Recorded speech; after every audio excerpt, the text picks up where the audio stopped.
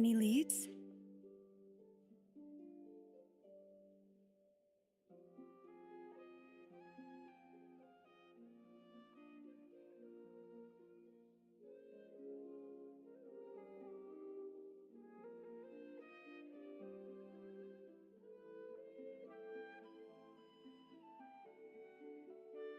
Nope.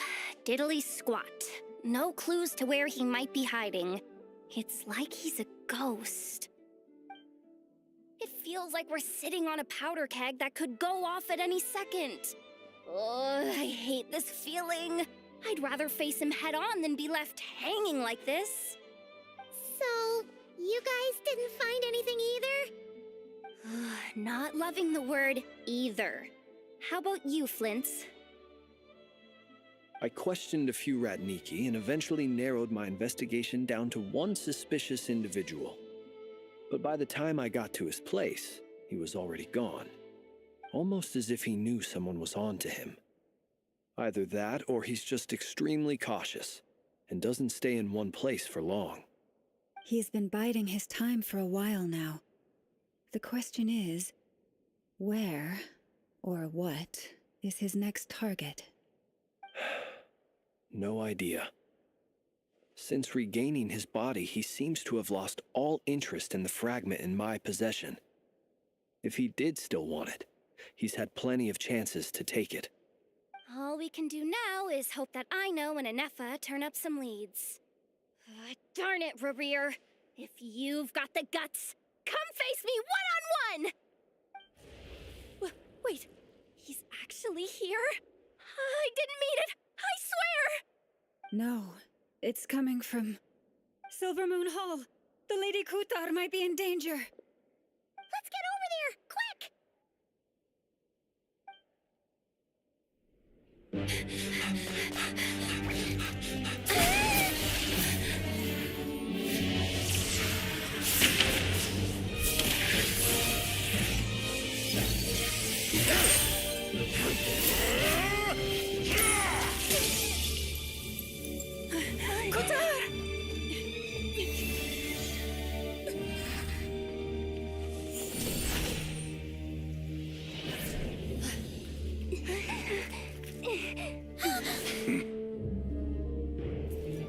Why is he attacking the damsel-elect? What's going on? No time for questions. Stop him!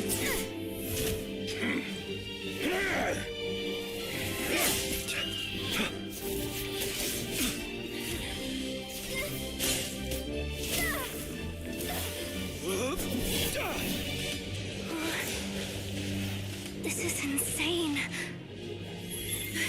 Yehuda, get Kutar out of here! On it.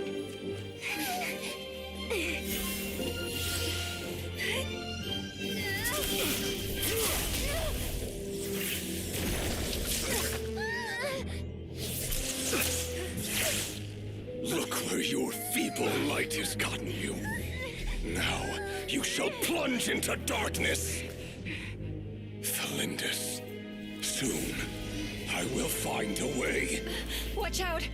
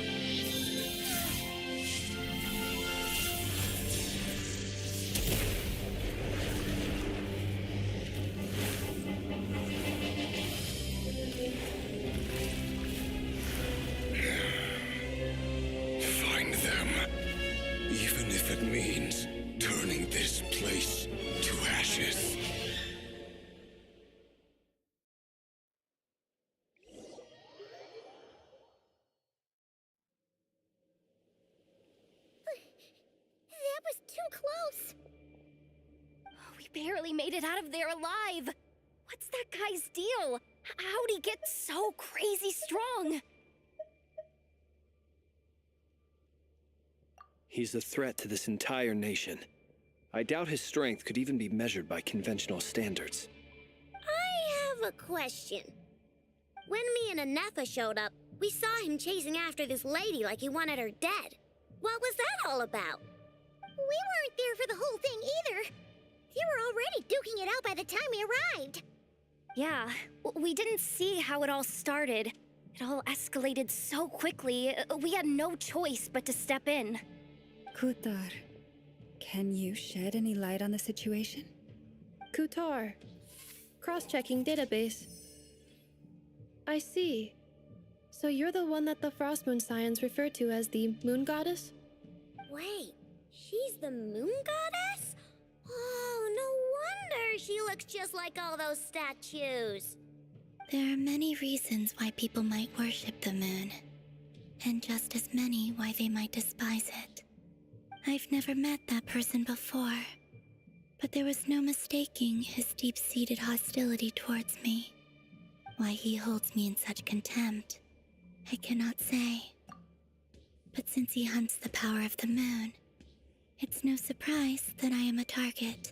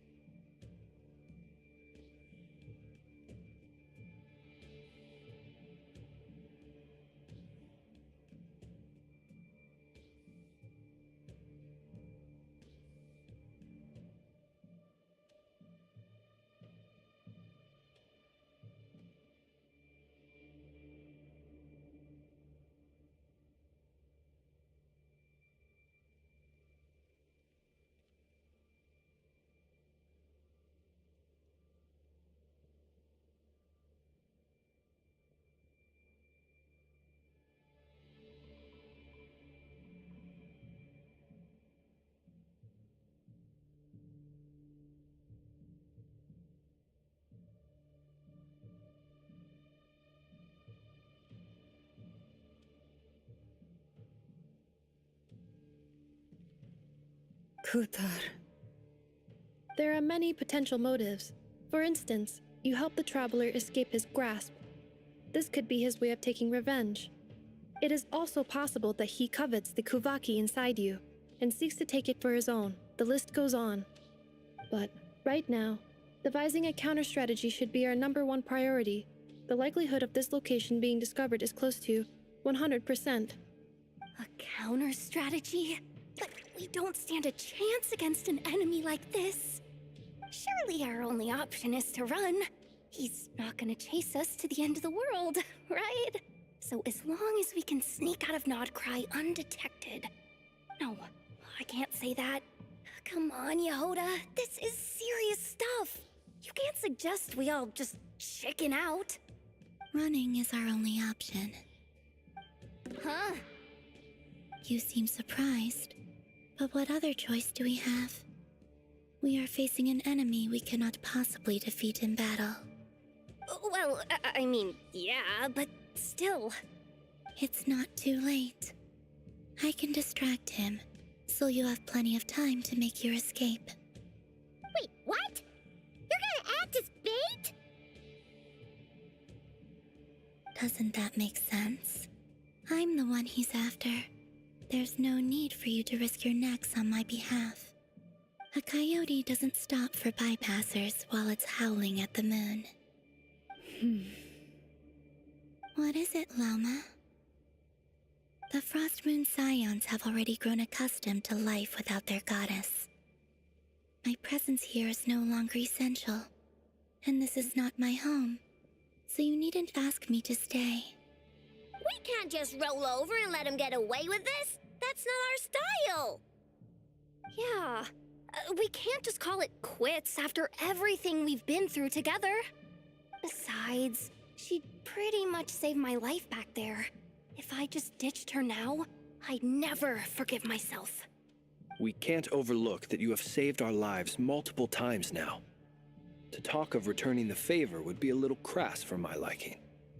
But suffice to say that we are friends, and friends look out for one another. Rivers' true objective remains unclear. Even if we were to sacrifice Miss Kutar, there's no guarantee he would stop.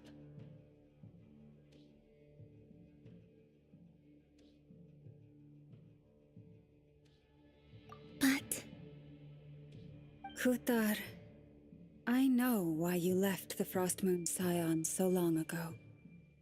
It was because people started treating prayer as a form of trade. They would make self-centered wishes, force you to accept meaningless offerings in return, and then expect you to perform miracles for them, as if that were their entitlement. If it were me, I might have walked away too.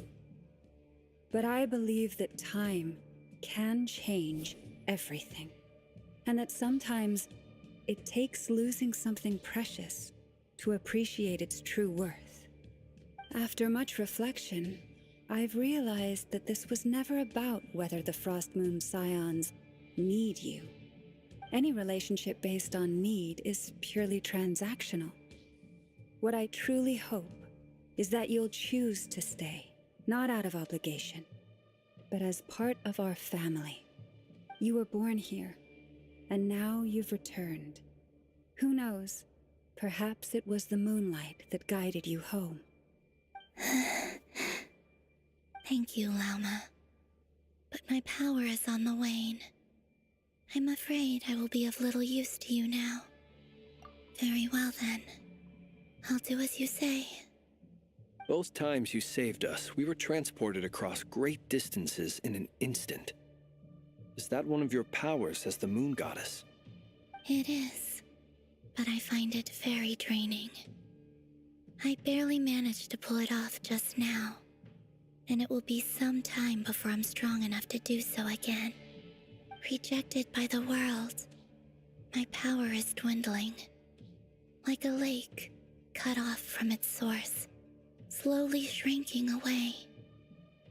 Now, it has almost run dry. What do you mean, rejected by the world?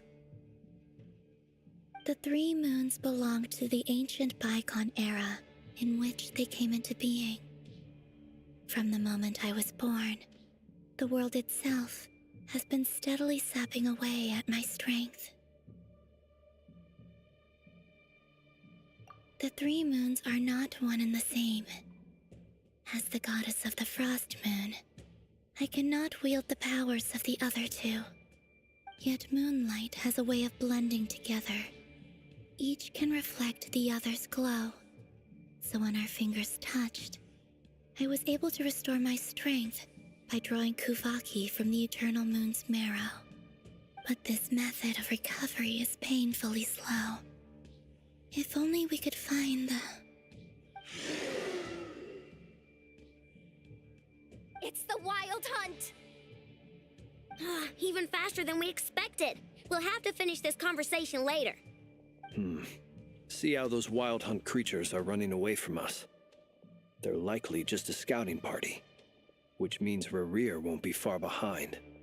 Then what are we waiting for? Let's get the heck out of here!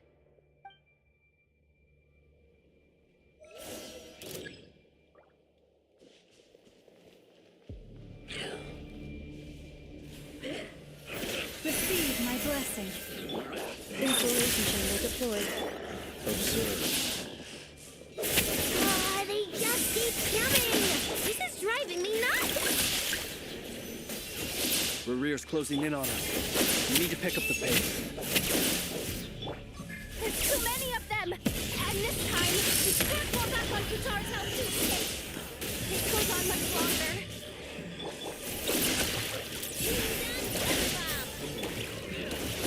For the everlasting peace.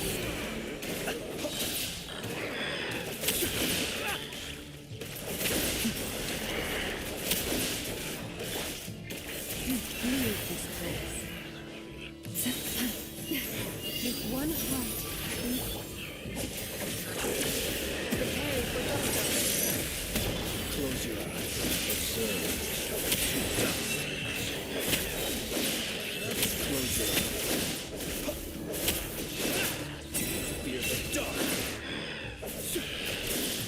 beware the creatures of the night.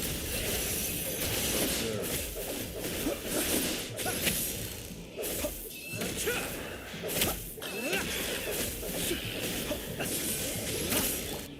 That will Annihilation mode.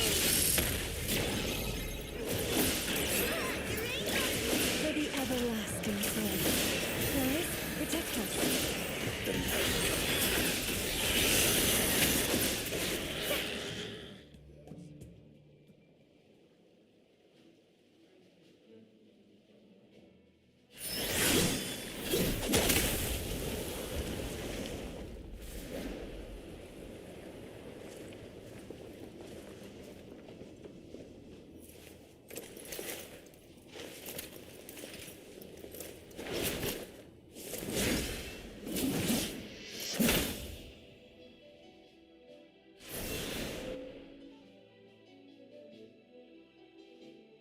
What's the matter? Bit off more than you could chew?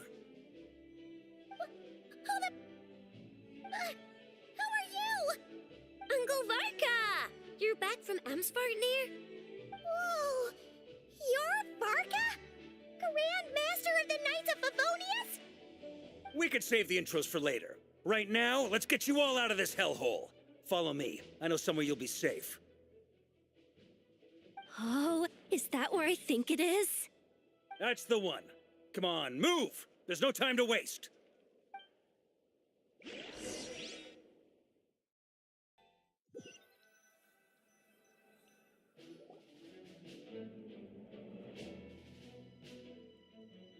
Wow! Where are we? This is so well hidden. Well, that goes without saying. This is the night, aka the black market of intel. No matter what faction you're with, it's the place to buy and sell information. Their headquarters are in Nodkrai, but they've got contacts in every nation. As an expeditionary force on foreign soil, working with them has offered us the most effective way of getting our hands on reliable local intel. This is where we meet, so naturally, it's secure. Anyway, where were we? Folks from Nodkrai should be pretty familiar with me by now, but I believe this is the first time we've met. Allow me to introduce myself. I am Varka, Knight of Boreas, and Grand Master of the Knights of Favonius. We've heard all about you. This meeting's been a long time coming. You look way younger than Paimon expected, but you definitely have that Grand Master vibe. Well, I'm no spring chicken. Definitely feeling some of that back pain today, though. Rushed back from Amsvartnir without a wink of sleep, only to get right into another fight with that freshly revived maniac. Another? You mean you fought him before? Yep. He wasn't nearly as strong back then, but he was still a formidable foe. I brought some of the knights along to give him a little surprise, but he saw us coming from a mile off. My squad took heavy injuries, and I barely made it out alive myself. We knew it might have been our last chance, so we staked everything on it. But still, it wasn't enough to stop him. I tried tracking him down afterwards, but he didn't leave a trace. Even in his unhinged mental state, he's as cautious as any trained operative. So, I decided to come find you. And as luck would have it, turned up to find you being ambushed by the Wild Hunt. Is that why he's been frantically absorbing Kuvaki these past few days? Because he sees you as a threat? Maybe I'm part of the equation, but even if I weren't, I'm sure he'd still be gathering power. He's clearly working up towards something. Note to self, Uncle Varka's strength rating officially upgraded. Guess it's my turn to ask questions now. So, what exactly has been happening in Nodkrai? Why is the Wild Hunt returned in humanoid form? And why is it after you? That's a long story, but I'll try to make it quick.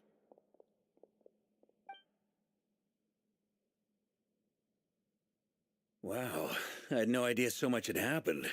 Sounds like you guys have really been through it. So, the Kutar is actually a Fatui Harbinger. And all this Wild Hunt activity in Nodkrai is the work of the Raker of Solnari, one of the 5 sinners. Oh, that's a lot to take in. Need some time to wrap my head around it all. I'm truly sorry, Mr. Varka. You stood with us against the Wild Hunt and did everything you could to stop it from escalating into a full-blown catastrophe. And then, the one time you're away, it all comes to a head and all your hard work gets undone. You've got nothing to apologize for, Miss Moonchanter. You can plan 100 steps ahead and still slip up. That's just life. No one knows what tomorrow holds. You can't predict which way the wind will blow next. And, to be perfectly honest, I can't say I'm surprised. For all the times we've defeated the Wild Hunt in the past, we've never been able to completely wipe it out. Turns out, we were just delaying the inevitable. But now that a new variable has come into play, fate may well take a different course. A new variable? You mean us? Who else? And in a strange way, I think his resurgence might not be an entirely bad thing. The Wild Hunt is like an unrelenting force of nature, but Rerir is an individual with an agenda. He's gotta have a weak spot somewhere. That said, while I was explaining everything just now, some of the points that Mr. Flint's added caught my attention. You mean about our mystery ally? That's right. From what you've said, not only did they lead you straight to some key files, they also shielded Hisi Island from a lethal Kuvaki blast. I don't know who or what could pull something like that off. Heck, even Miss Columbina doesn't have a clue. I hadn't heard the story about those files. Would you mind repeating their titles for me?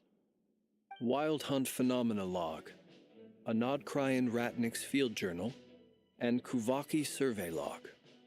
Oh. No. Still doesn't ring a bell. Another dead end. Guess all we can do now is hope that our mystery ally keeps showing up when we most need them. Still, it's safest to assume they won't be intervening again. From here on out, we'll have to resolve this crisis by ourselves. Your intel also explains something else I've been wondering about. The reason I led my team to Amsfarnir was because we'd had reports about a possible source of the Wild Hunt showing up there. But once we looked into it, it turned out to be a red herring. I don't know who was behind it, but clearly, it served its purpose. I doubt it's by chance that he happened to make his comeback while my attention was diverted. And from everything you told me, it sounds like his scheming began well before his return. So maybe luring me away was all a part of his plan. But is it even possible that he orchestrated all of this by himself? The Moon Maiden and the Raker of Solnari, Nodcry of all places. The way everything is unfolding, it can't be a coincidence. So, what do we do now? Got any ideas? Right now, we've got at least 3 things to consider. Let's go through them one by one. First, we need to figure out how to take down Rerir. If we can't beat him in a straight-up fight, the rest won't even matter. To my knowledge, the bulk of Nodcry's fighting force is already gathered here. But even with everyone united, we're still no match for Rerir in his current state, let alone with his power still growing. What if there was a way to tap into a new power of our own? How so? Have you thought of something, Columbina? 3 moons once watched over this world. The Eternal Moon was the largest. The Frost Moon was the brightest. And the Iridescent Moon was the most mysterious. They say that back then, the 3 moon goddesses wielded immense power, enough to shape the workings of the world itself. I now bear the Frost Moon's power, and the Eternal Moon's marrow resides within the Traveler. Hold on. Are you suggesting? The iridescent moon, the last piece in the puzzle. That's right. If we can find the Iridescent Moon's marrow, I will be able to regain my strength much more quickly. The 3 moons are said to stir the tides and illuminate all things. Perhaps they hold further secrets beyond our understanding. According to my analysis, the solution is feasible. However, it is subject to one major condition. How do we locate the Iridescent Moon's marrow?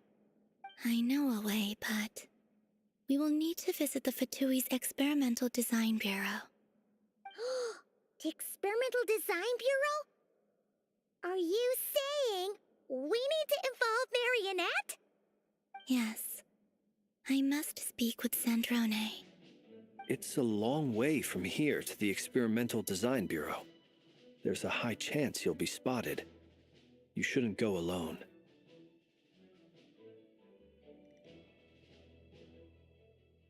Then that's settled. Next up, our second priority. Somehow, we need to figure out Rarear's end goal. As you saw for yourselves, when he was still in his wild hunt form, everything he did was for the sake of recovering his body and resurrecting himself. His first act since then, after laying low for a while, was to try and assassinate this young lady. People's obsessions often reveal their greatest vulnerabilities. There must be a reason why he despises the moon so deeply. Perhaps it sheds some light on his title, the Raker of Solnari. The Wild Hunt has plagued Notcry for centuries now. If we want to stop it for good, we have to get to the root cause of what's driving it. It's true. We still know very little about him. If Kutar hadn't given us that lead, we wouldn't even know his name. But where would we even start? I doubt even the Intel Queen of Notcry has a clue, and she has info coming out of her ears. Oh? That's a rather hasty conclusion for someone who's so painstakingly meticulous when it comes to dealing with machines.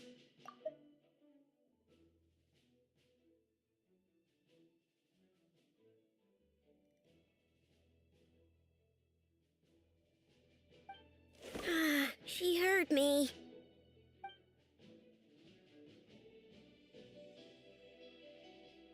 Boss! What are you doing here? I'm now asking myself the same question. I received a letter from a humble knight of Favonius, requesting a meeting to discuss a major business deal. But it looks like this humble knight had something else in mind. Details, details. Miss Nefer, the important thing is that you've arrived at the perfect time. Since his failed ambush, I've been racking my brains trying to come up with a plan to fight Rarear. Given the severity of the situation, I think it's fair to say that our only chance lies in uniting as one. And I'm talking all the factions in Notcry. We can't do this without the Curatorium, but I knew it'd be a tough job to win you over. So, I took the liberty of reaching out for a little chat. Wait a sec. How did you even hear about this place, Nefer? Didn't you say this is meant to be the Knights of Favonius' meeting spot? And a contact hub for the Northern Intelligence Network? And isn't it supposed to be super hidden? You really think he could have gotten settled in Notcry without my help? Besides, I'm the one running this gig. Of course I know where the meeting place is. Allow me to introduce the current head of the Northern Intelligence Network. If it's intel you're after, she's your woman. Pretty much seen and heard it all. Please spare me the flattery. Let's cut to the chase. Seems like you've run into some trouble, huh?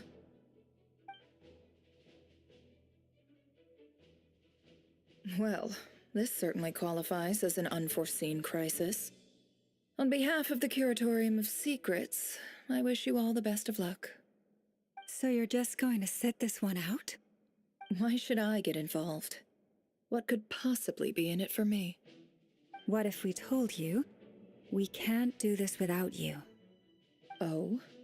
Then I'd say, you'd better make it worth my while. I don't work for free. I can't put a price on something like this. It's just not in my nature.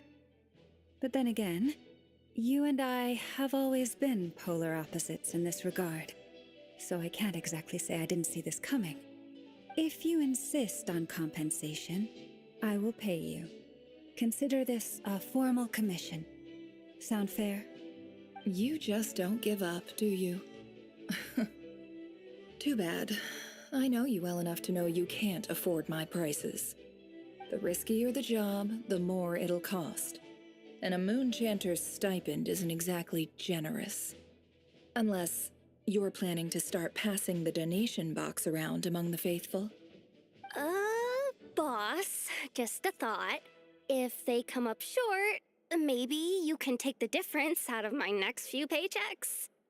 Things got really dangerous during the fight with Rerir. If this girl hadn't saved me, I'd be ley line fodder by now.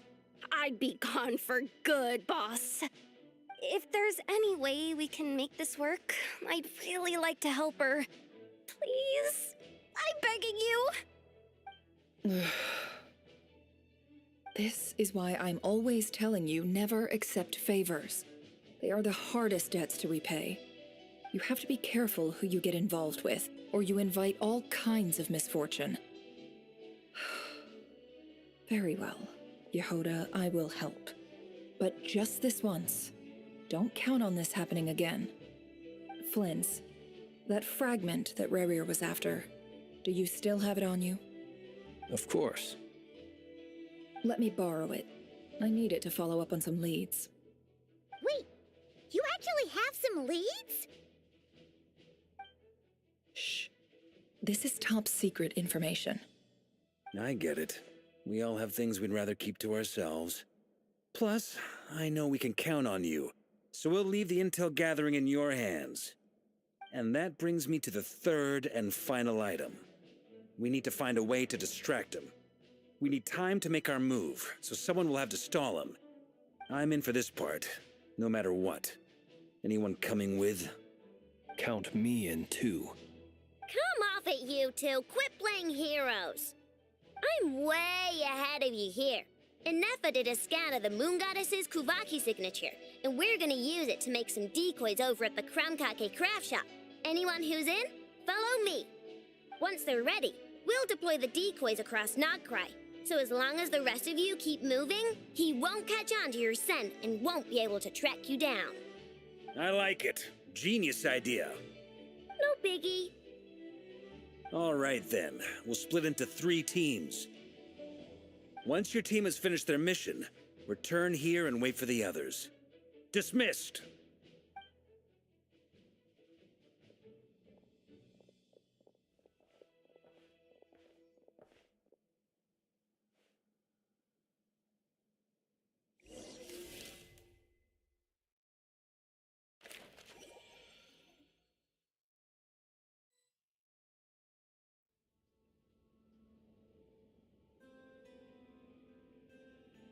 Lady Damselette.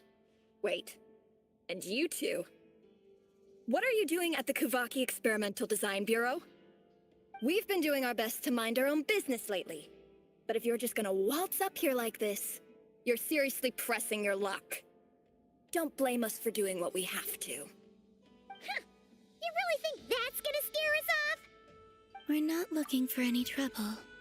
I just want to see Zandrone.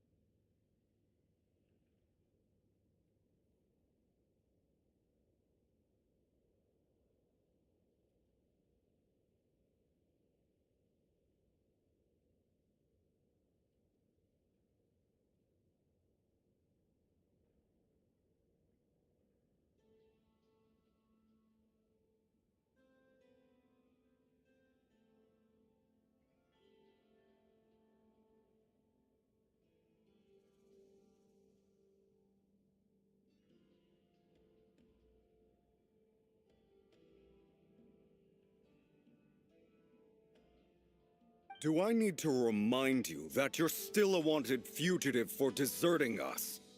Out of consideration for our former ties and the crisis we're all up against.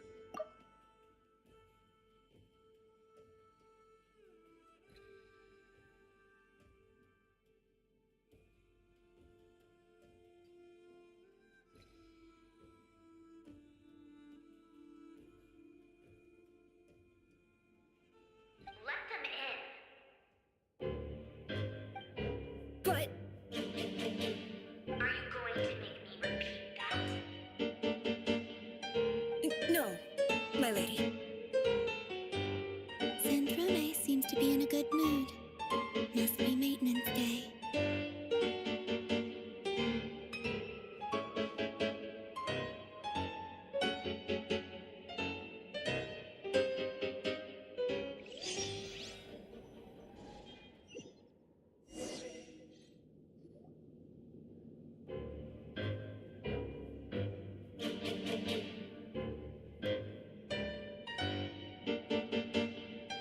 So tell me, to what do I owe the honor this time?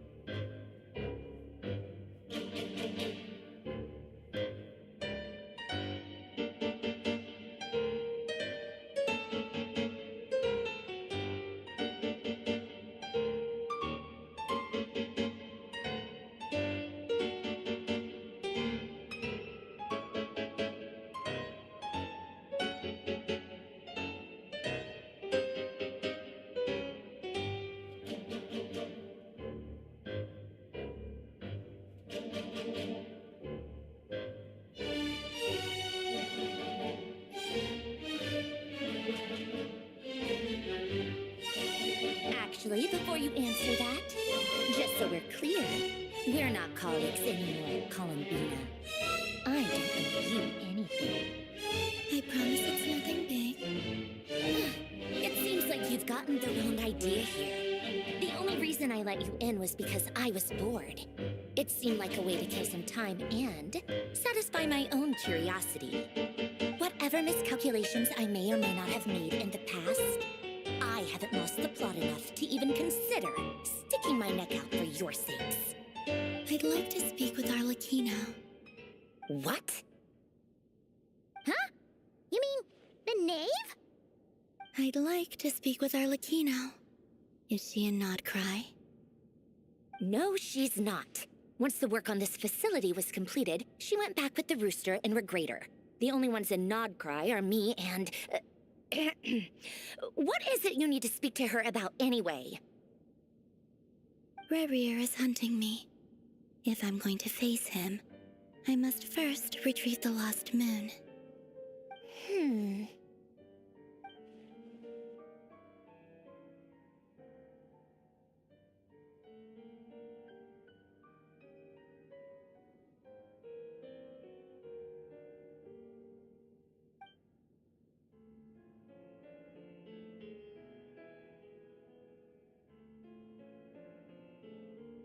Is that a no, then?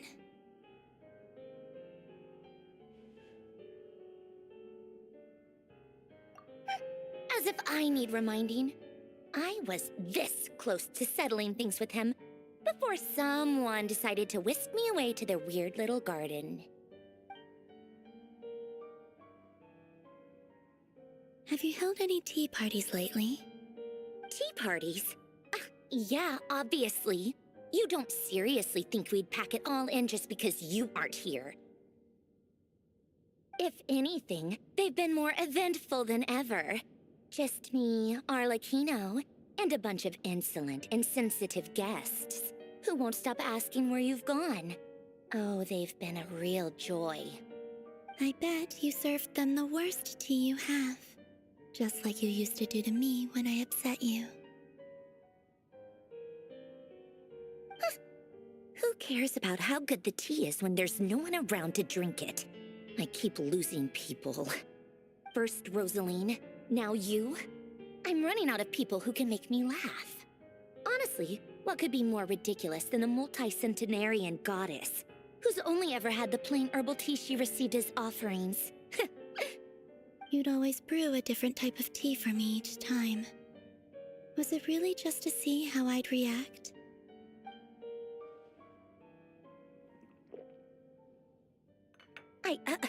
Well, duh. Why else? Watching you squirm was practically my only form of entertainment.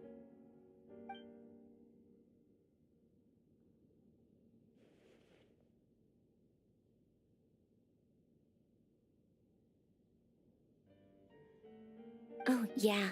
And Capitano sometimes used to bring Tartaglia around, too. But I guess we won't be seeing him again.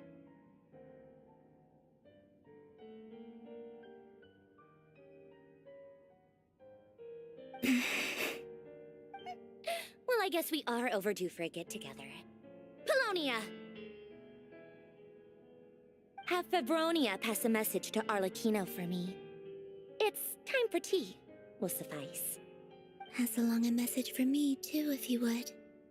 My body cannot contain the marrow of 2 moons, so I'll be leaving one of them in her care. Excuse me? Who said you were on the guest list? If my tea meant that much to you, maybe quitting the Fatui wasn't your brightest move. Back when you were under the Tsaritsa's protection, no one would have dared come at you so openly.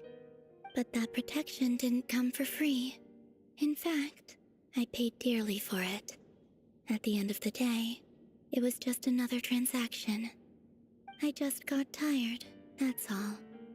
I never wanted any part in their grand ambitions, and I've had enough of being treated like a bottomless supply of power. It brings back memories from the old days, when I was still worshipped as the moon goddess. Centuries on, it may be a different group of people, but I see the same greed in their eyes. I figured you'd leave eventually. You didn't have as much of a reason to stay as I do. The Tsaritsa gave you shelter and protection, but that was it. Nothing more, nothing less. Meanwhile, the Fatui demanded everything from you in return, until it was more than you could bear. I get why you left. And frankly, I have no interest in dragging you back just because the higher-ups told me to. But if you keep hanging around with this riffraff, the next time we cross paths, we might be enemies for real.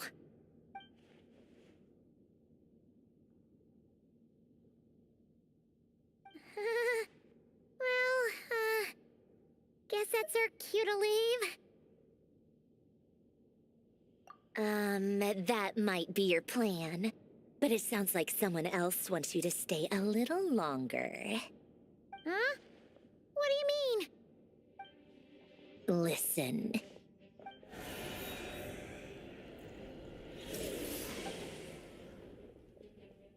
My lady, it's the Wild Hunt.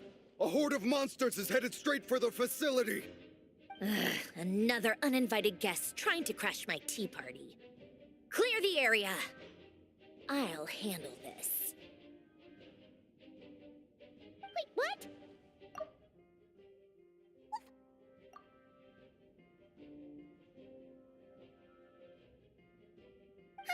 You'll be lucky to make it out of this alive. You really think you can afford to worry about me? Go on, get out of here. You may have stopped Polonia from crushing him last time, but I've made sure that won't happen again. The entire Experimental Design Bureau is rigged for war. Stay and watch if you want, but it'll be at your own risk. You're not flagged as friendlies in the weapons system. Don't tell me what to do! Look, if you're leaving, make it quick. Or you'll just get in my way. There's a secret passage on the second floor.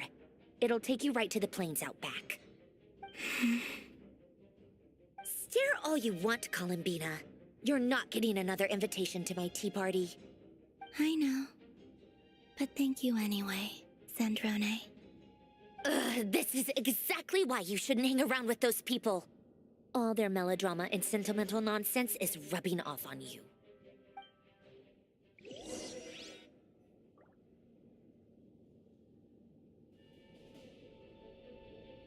Come on then, Mr. Ray here. Let's pick up where we left off. It's your Wild Hunt monstrosities versus my beautiful creations. Let's see who comes out on top.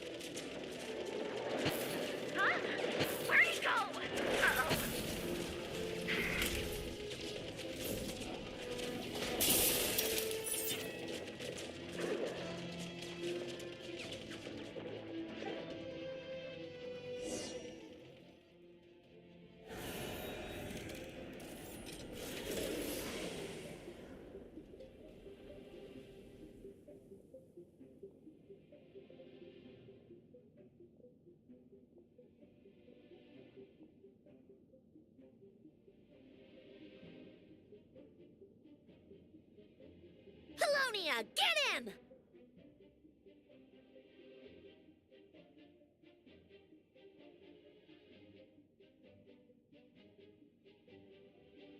I've upgraded Polonia again since our last encounter, and uploaded every last scrap of your data. So let's finish this, once and for all.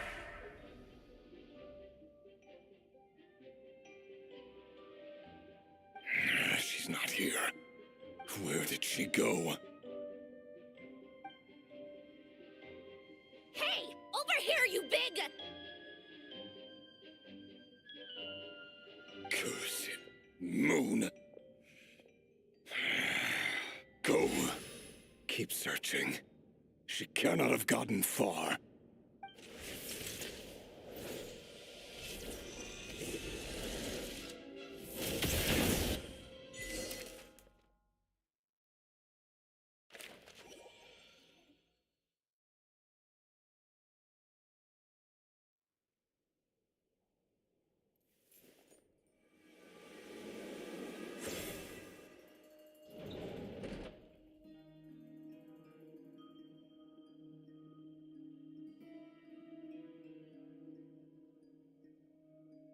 So this is your method for investigating Rarir's past. It almost looks like some kind of ceremony. Good deduction. But it's quite a different affair from what you're used to with the Frost Moon Scions. Whoa! First time I've ever been in here. Boss always said it was off limits, so I pictured some kind of creepy dungeon. But it's actually kinda nice.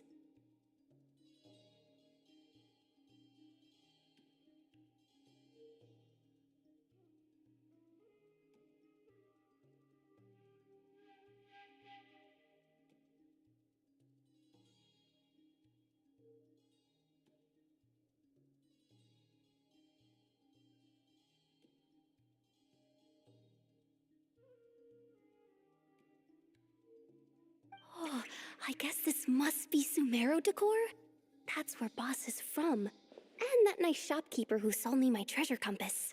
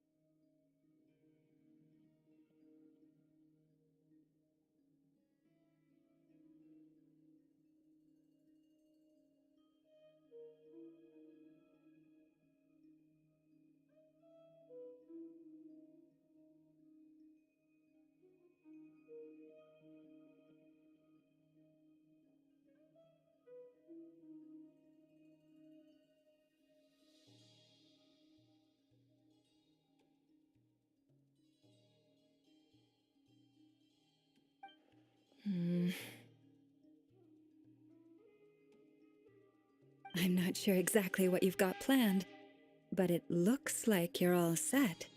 When do we begin? Whenever we wish. But for some reason, I've got a feeling this isn't going to end well. I've never faced Rerir myself, but from what you've told me, his power is beyond anything I could imagine. I, on the other hand, am just an ordinary businesswoman. Our paths should never have crossed, yet here I am, forced to make an enemy of him. If you ask me, you're about as far from ordinary as it gets. So what are you saying? You're getting cold feet? Once I take a job, there's no backing out. Still, I have to ask myself if the power I'm relying on will even work on an opponent of this caliber. And also how to make sure I come out of this alive if things spiral out of control. Death is the one thing we can take for granted. It is the great equalizer, however fortunate or unfortunate we may otherwise be. So it's important to consider how to spend what lifespan we have left. Come on, boss. Lighten up. Quit talking about death. It's bad luck. For once, I agree with you. When you're up against a foe like Rerir, there's no such thing as being too prepared. Is there anything I can do to help? That won't be necessary. I've already made up my mind. Time to cash in a precious favor I've been saving for a rainy day. Yehoda, I need you to find someone for me. The sooner the better. Find who? That shady merchant who sold you an overpriced treasure compass the other day. Come on, boss. You're pulling my leg again. In what way is she shady? She showed up when I was completely lost and sold me a neat little gadget that was exactly what I needed. Trust me, she's a good person. Anyway, I know who you're talking about. Don't go anywhere. I'll be right back.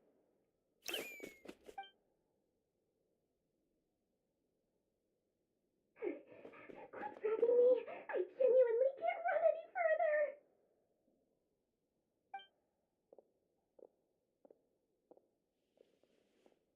Hey, aren't you? What is it? What's the big rush? You dragged me out of a dream where I was literally swimming in Mora. I'm charging double my usual attendance fee. See, Look how easygoing she is. After that rude awakening, she could have completely snapped at us. But instead, she kept it together and just asked for an extra fee. Dori Sangama Bay? I never would have pictured you two doing business together. If you want to make it big in Nodcry, it's all about connections. Lady Nefer just so happens to have a lot of intel that interests me. And she also did me a big favor in the past. It was back when I first arrived in Nodcry. My trusty assistant, the genie in my lamp, had an adverse reaction to the Kuvaki and fainted. And wouldn't you know it, that's when I suddenly find myself in a life-or-death situation. Good thing my compatriot was there to swoop in and save the day. I've been giving her a 30% discount off all of my goods ever since.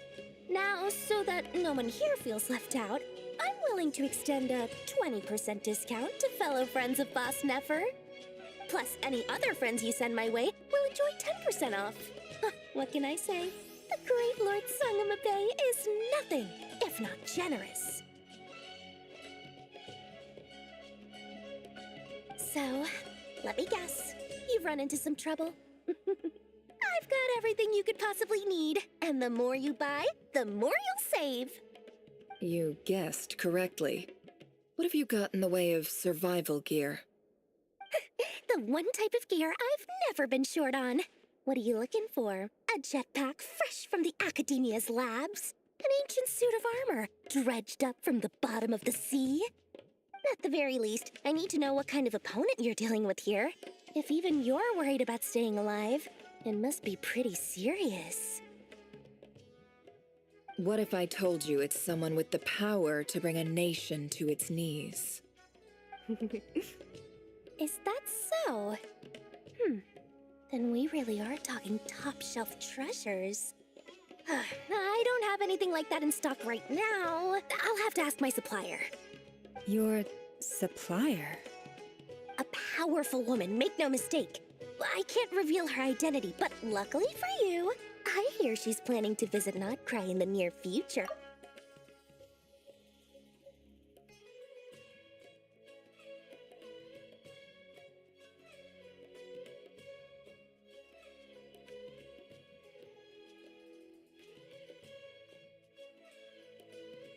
A powerful woman, make no mistake. If you're willing to wait, I can ask her when she's here. Can't say exactly how long that'll be, though. Then let me put it another way. What would you do if you encountered an enemy like that? Roll over and serve yourself up on a silver platter? Of course not. I have a handy little trinket from one of my generous suppliers, which... Hold on. What exactly are you getting at? No, no! This is for my personal use only!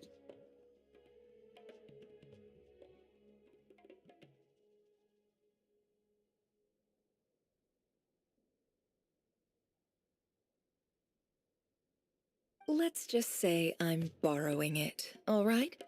Just for insurance purposes. You'll get it back later.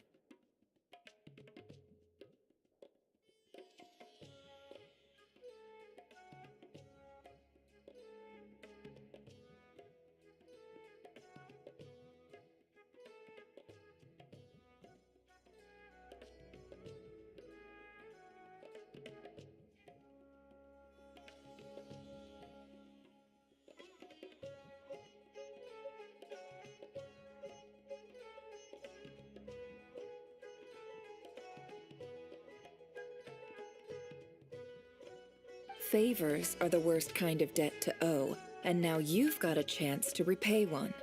A win-win situation, don't you think? Fine. You can borrow it for 5 days. No, make that 3. And for every extra hour after that, I'm charging you 1 million mora. Deal? Deal.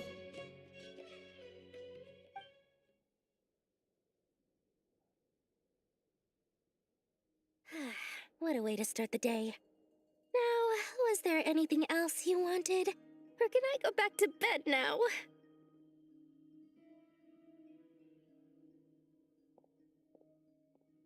That will be all. Take care now. Don't trip up on your way back, friend. See you later! You're my favorite shopkeeper.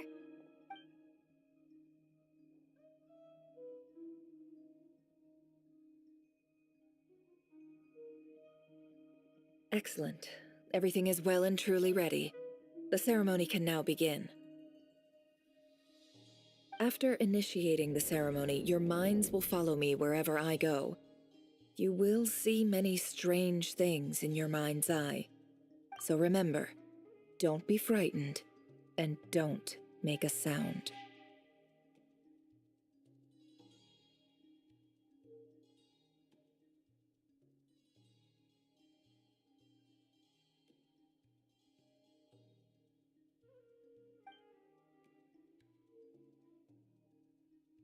Now then, let us peer into the Raker of Solnari's past.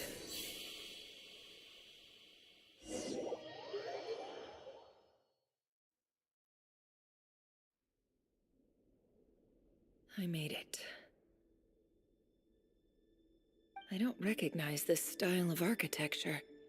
Must be Conrian. Simple furnishings, table and chairs. It's a more ordinary house than I might have expected. Looks like the fearsome Raker of Solnari came from surprisingly humble beginnings. Unless this passed for luxury in Conria. Unlikely. It was said to be a very prosperous nation in its heyday.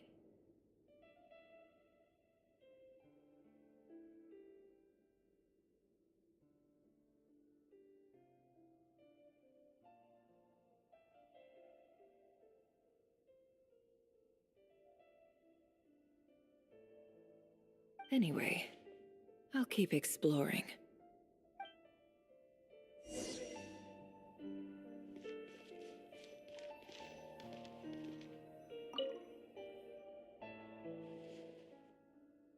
Hi, Rivier. Since you're working extra hours tonight, I thought I'd keep myself busy by checking out that new kebab shop. I've heard good things about their menu. I'll test it out, and if it's as good as everyone's saying, let's go back together sometime. P.S. New stash from the Universitas Magistrorum. I brought some goodies home. A few teacups and a pin rack. Hope you like them. They didn't sign their name, but they must have been close. Sounds like they were living together.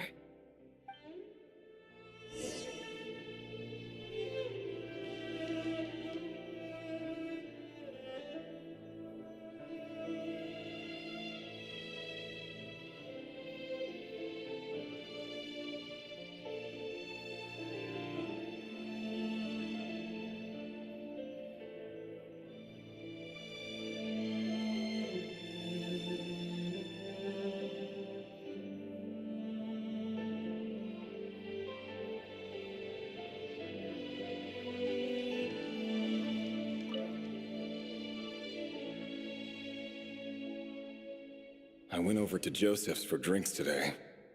They have a fine collection, but I went alone. Felindis was tied up with something and couldn't make it.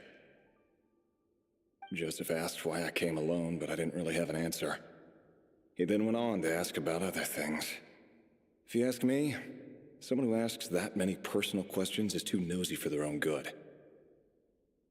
But if he invites me again, chances are I'd still go. Felindis. That's the same name Rerir mentioned.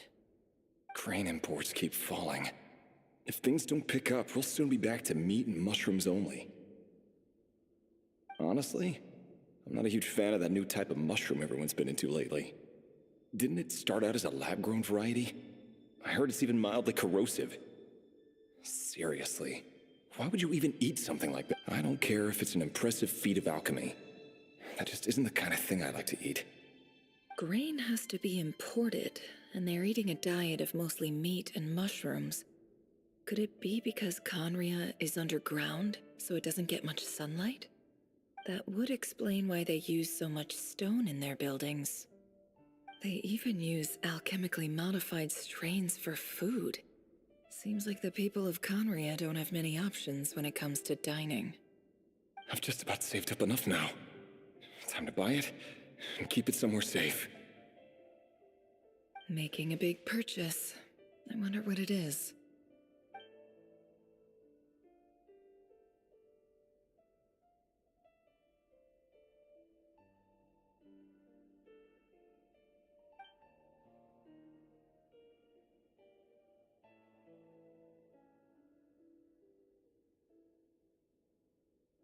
He really is a professional. No wonder he's so good at covering his tracks. Despite what he's become, it seems like he's retained certain habits.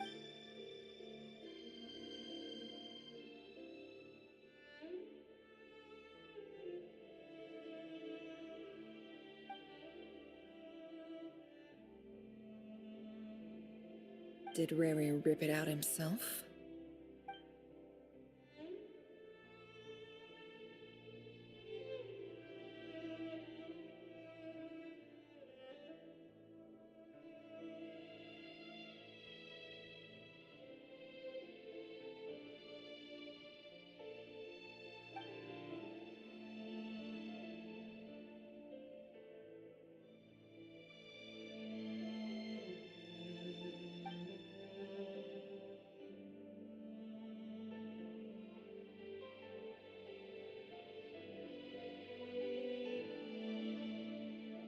Before I met you, I was convinced that my heart was nothing more than the burial place of a fallen moon.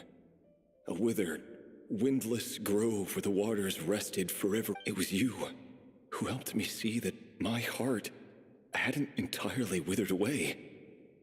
This is just trivial sentimentality from the looks of it.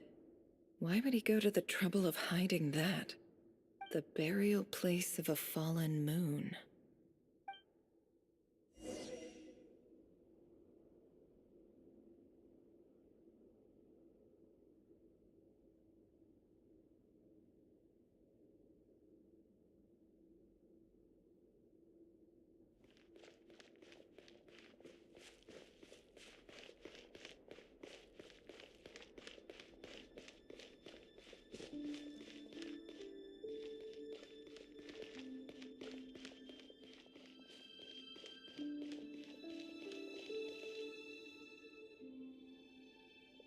Over here. Over here. Dane! Oh, and, Vedelfin here? What a surprise to see you here, sir. Hello there, Rerir. You need not address me so formally outside of court. He doesn't get that much free time, so I invited him over for a drink. Even the court prophet deserves a break every now and then, right?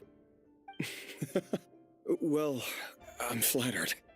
So, what are we discussing today? Hey, don't look at me. As far as I see it, we don't need an excuse to have a few drinks. Come on, don't give us that. Didn't you say you were about to pop the big question? How's that coming along? Who'd have thought the great Twilight Sword was an even greater gossip? I just didn't expect you to be the first one to settle down and get married, that's all. Yeah. If you told me that a few years ago, I wouldn't have believed you either. So, are you planning to come clean about your job then? I'm guessing you still haven't told her. Sure, I'll have to tell her at some point. But I'll need to pick the right time and place. To be honest, I have...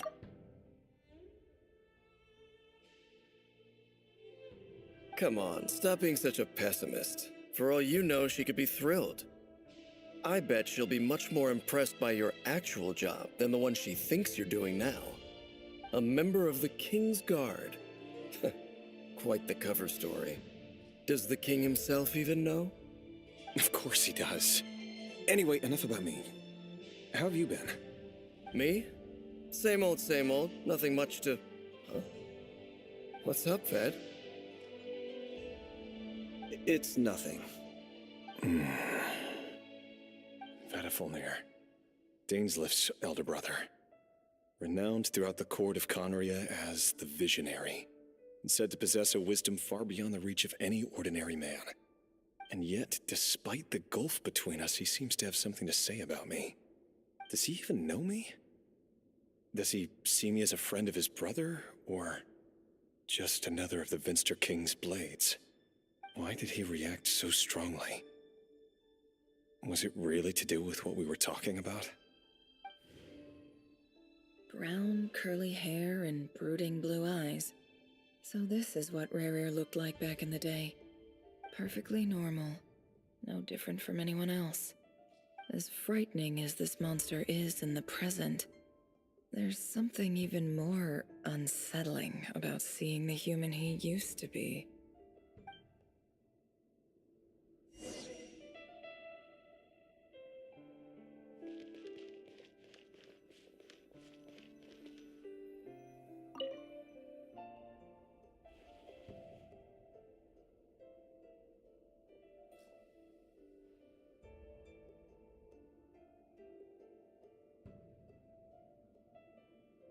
Felindis? You're back early? Our equipment's being serviced today, so I got off earlier than usual. How's your day been? Oh, why the long face? Is something the matter? Has your boss been giving you a hard time again? Went for a drink with Dane and the others after work. Isn't that a good thing?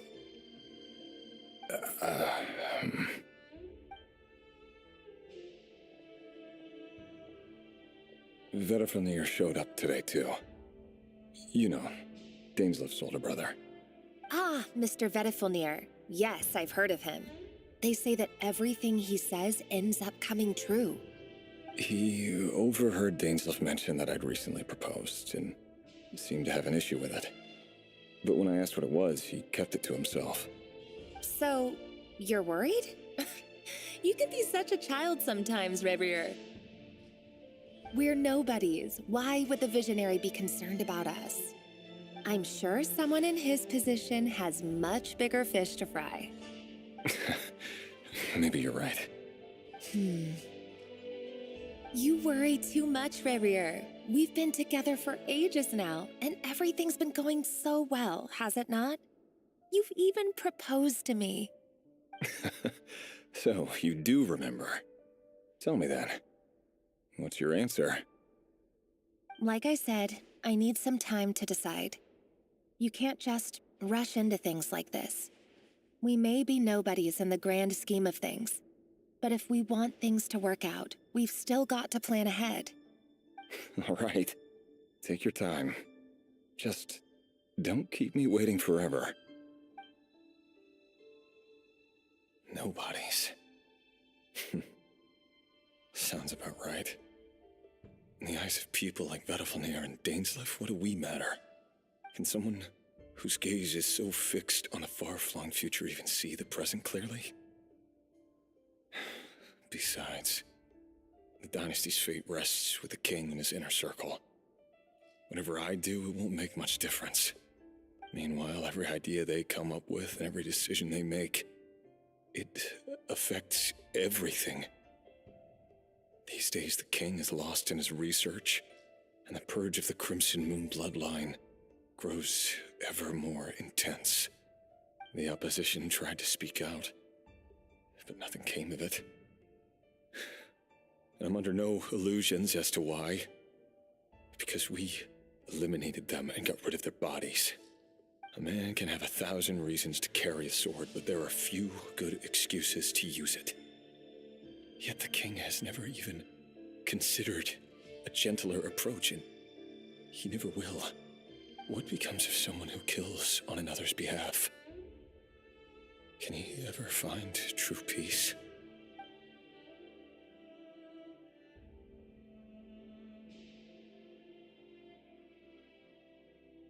Felindis,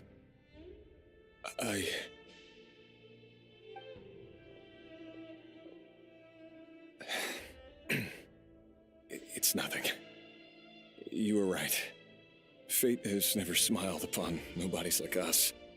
But by the same token, it's unlikely to bear a grudge against us either.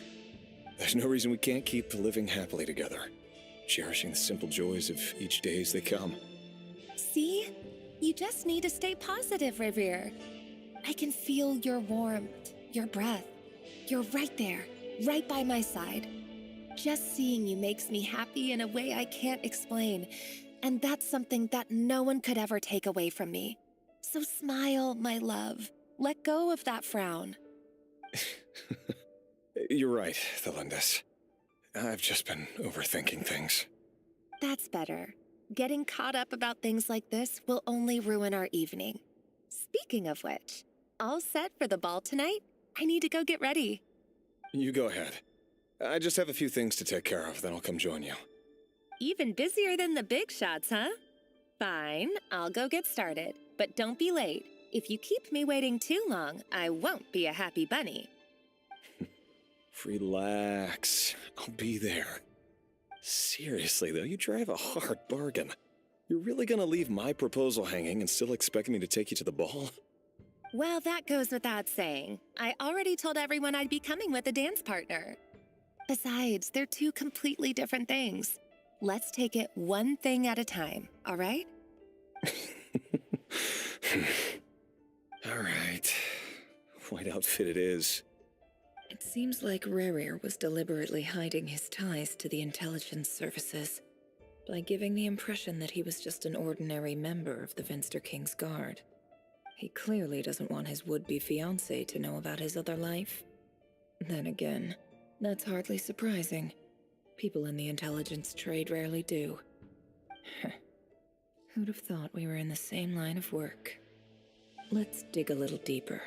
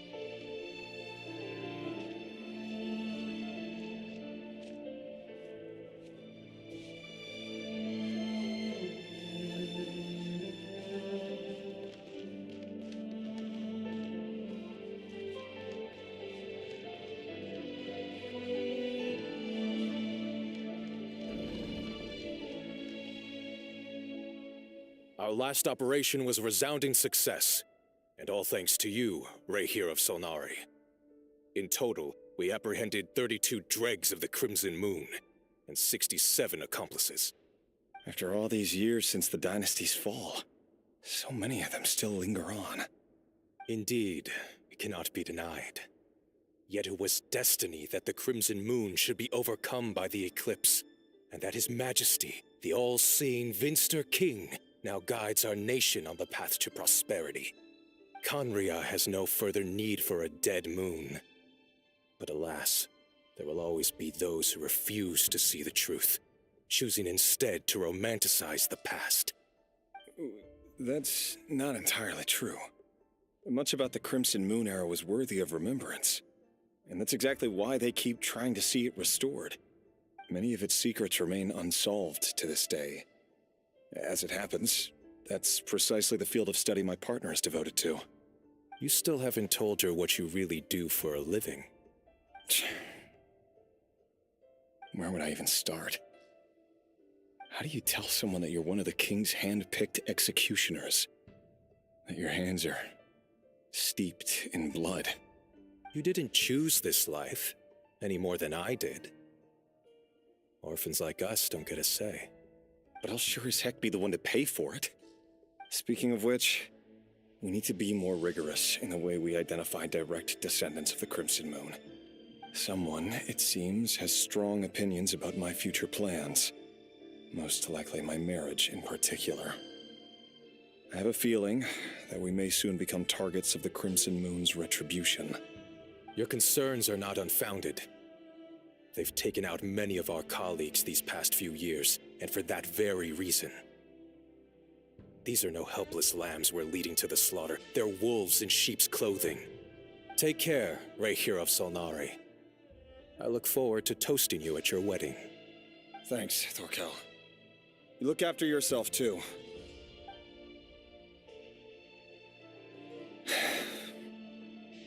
Felindus, I never wanted to keep this from you. You're the last person I would ever want to lie to.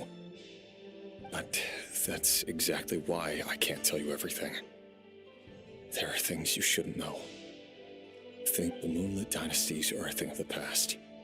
Yet even now, with the sun shining high in the sky, there are those who would call forth a dead moon's ghost. Could that be why Vedalfnir held back? Or was it because of some court secret he's not at liberty to share? I have to get a clear answer from him. No matter what happens, I will protect Felindus. Rerir seems to be very concerned by Vedalfnir's reaction. Vedalfnir and Dainsleif, the Visionary and Twilight Sword. So that's what they were really like. I've investigated this whole area now. There doesn't seem to be any other memories here. Should I try somewhere else? Wait a second. What's this black?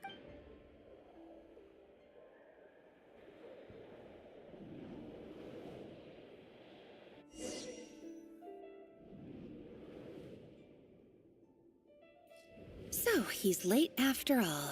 Just you wait, Rerir. You're in for it. Big time. Are you waiting for someone, ma'am? Could I tempt you into buying some flowers?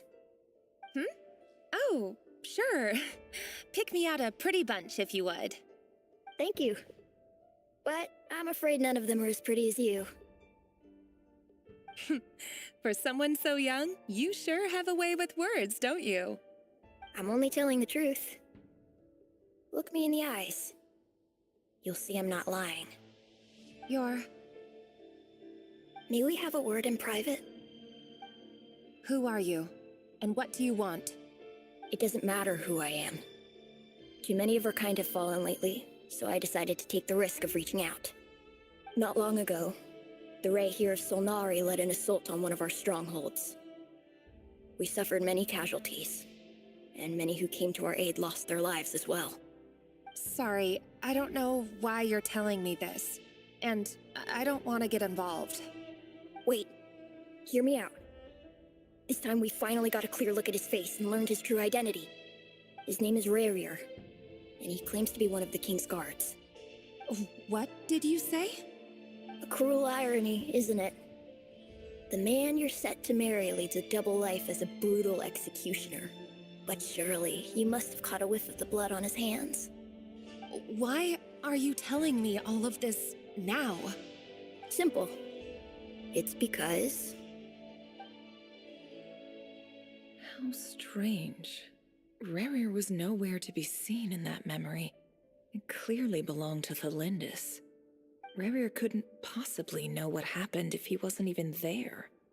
Why would her memories appear in his fragment? The ceremony won't last much longer. I think it's time to call it a day.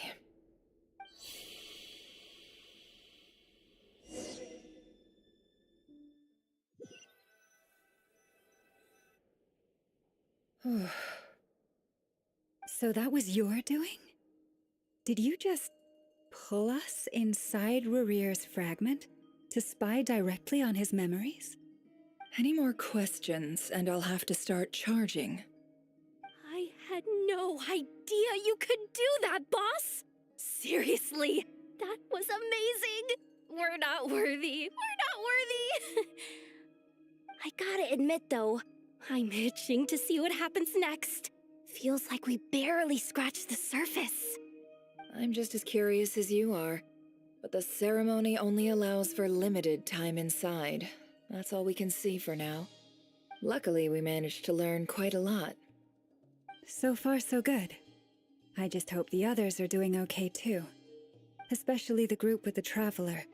Their mission is a risky one. Let's hope it's all going smoothly.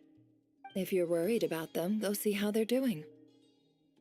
If I know Boss, she's gonna need some time to write up all the details and make sure it's all coherent.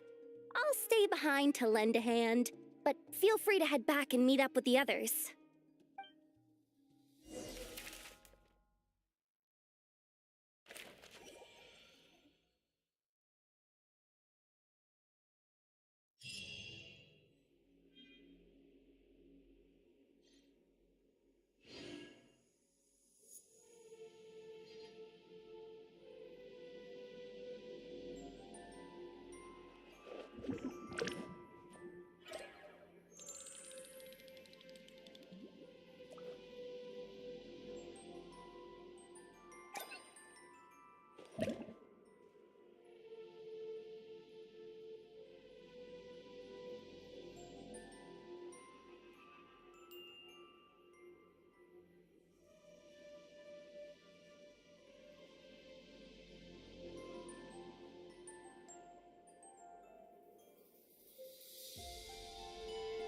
parties are a must for the well-mannered. If you'd like to learn the proper etiquette, I'd be happy to teach you.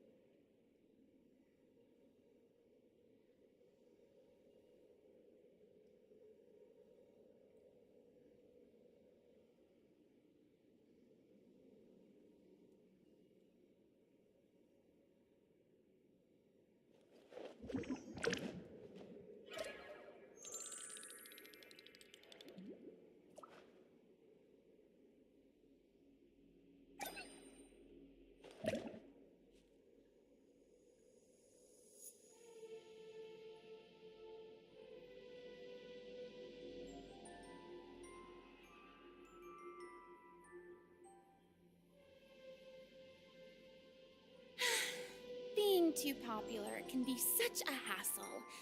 Who knew the people would adore me so much?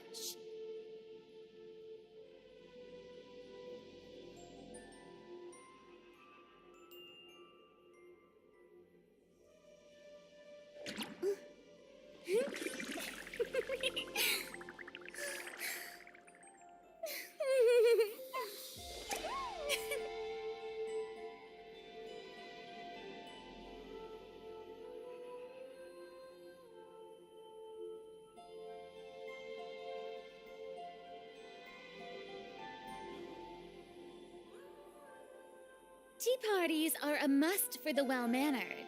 If you'd like to learn the proper etiquette, I'd be happy to teach you.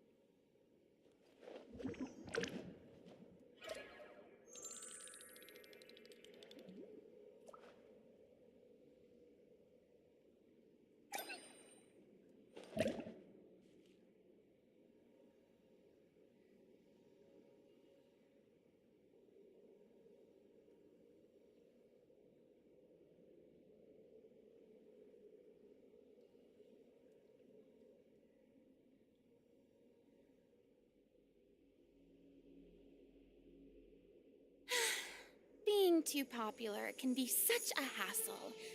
Who knew the people would adore me so much?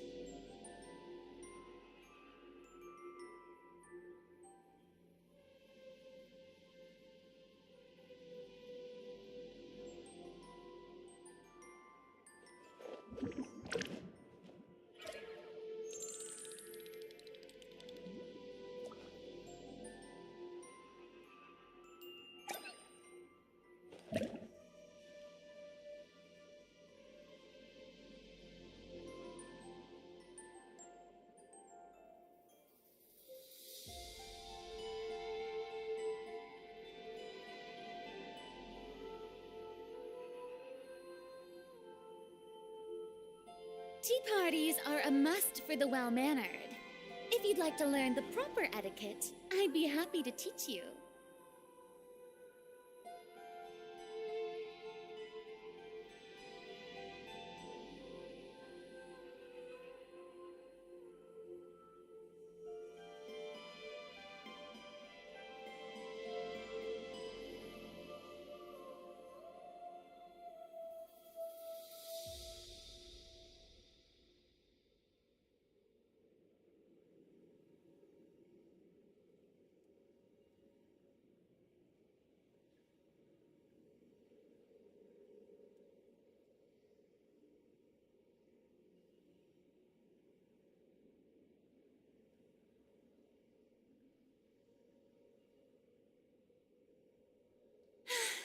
Being too popular can be such a hassle.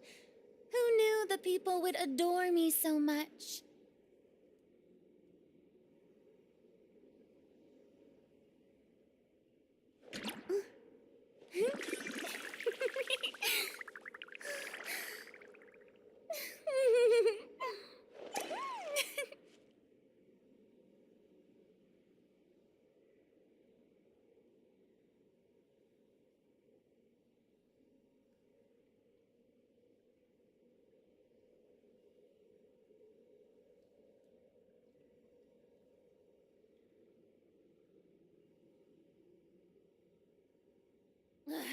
Boring. Isn't there anything else more interesting to do?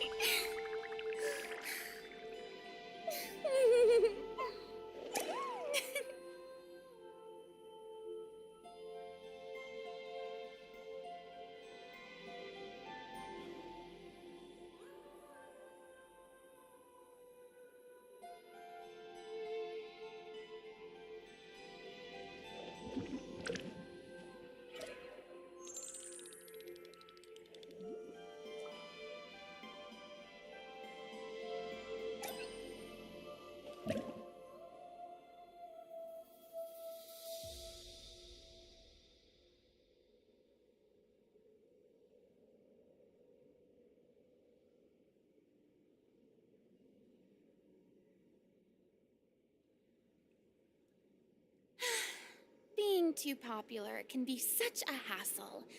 Who knew the people would adore me so much?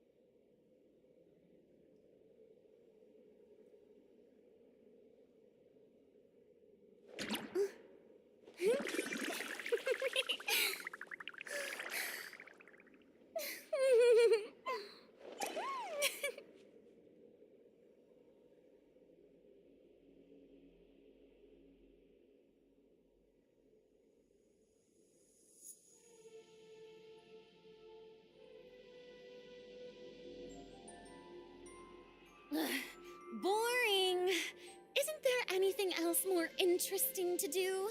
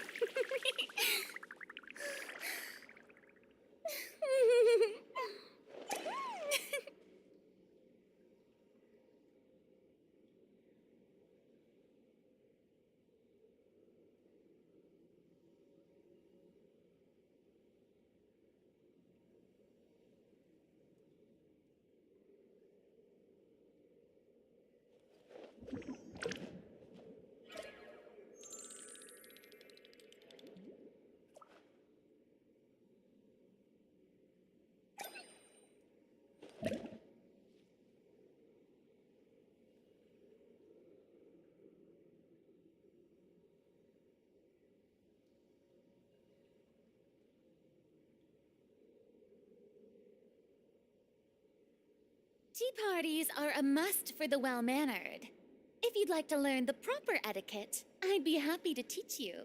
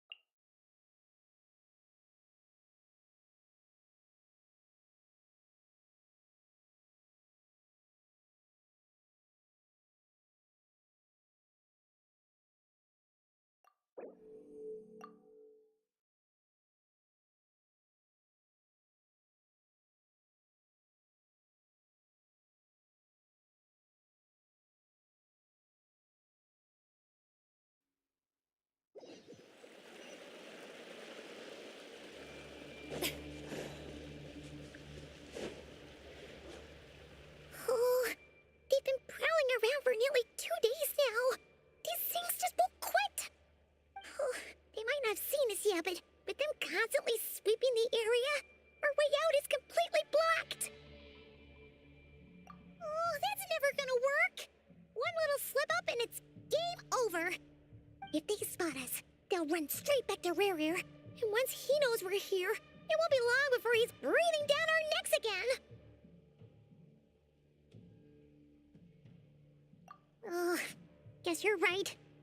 All right, time to zip it.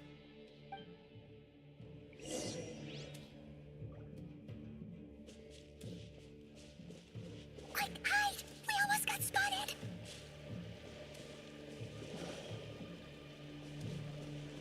Phew, that was a close call.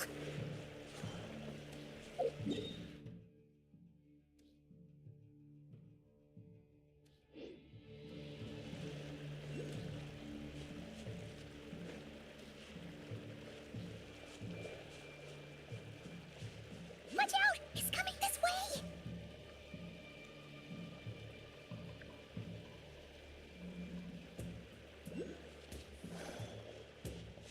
Keep going. We're nearly there. This is the final hurdle.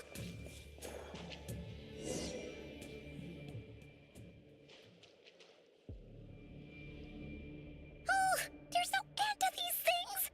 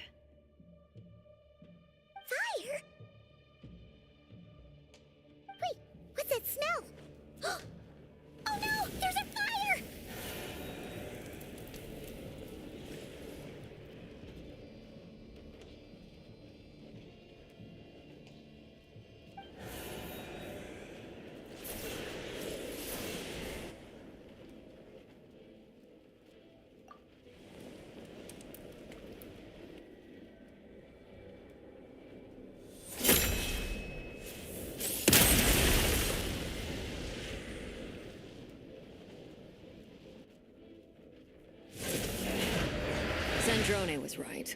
You look weak, Columbina. The old you would never have let such lowly creatures bar your way. Word has it that you did something for the Tsaritsa, and that's why you've lost most of your power.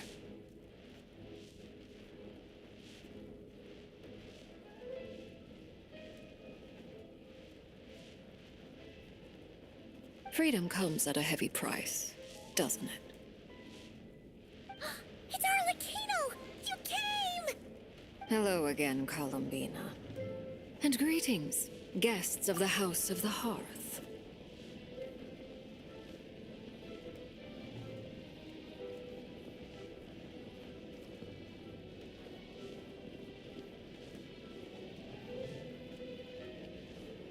It's been a while, Arlecchino.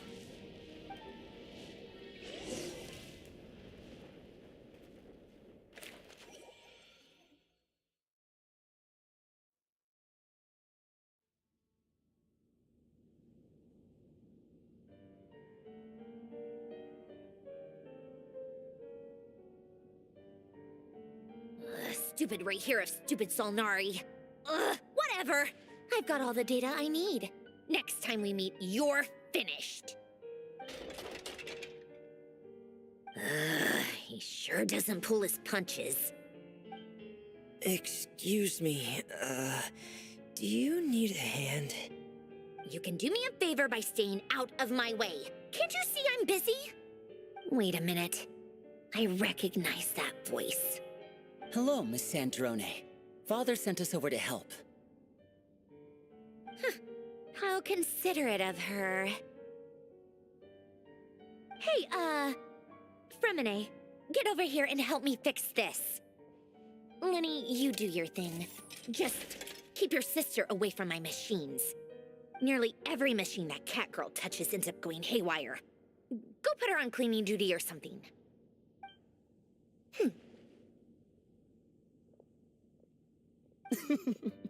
Then let's start downstairs. Fremine, we'll leave this place to you.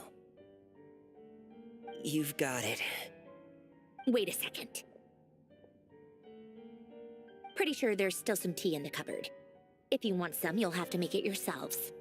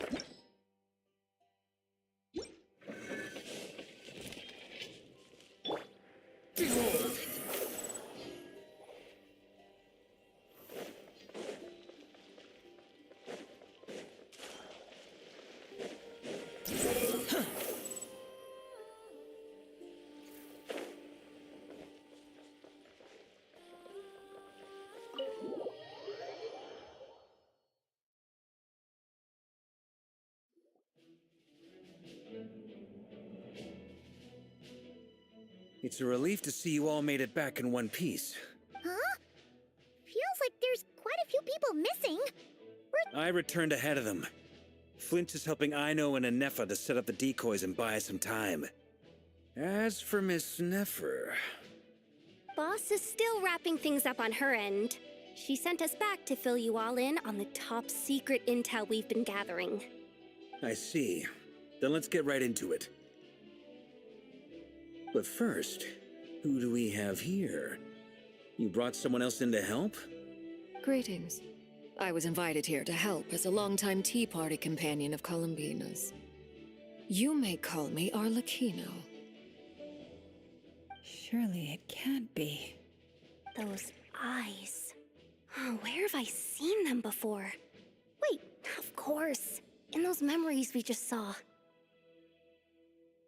The only Arlecchino I know is the fourth of the Fatui Harbingers.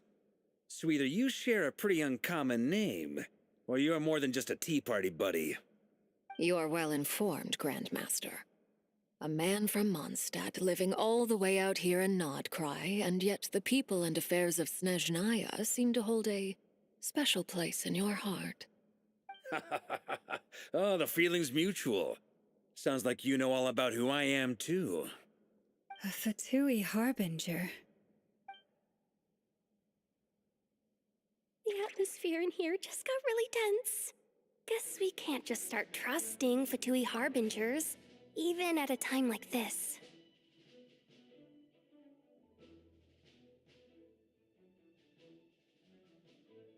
I must admit, though, I'm a little curious.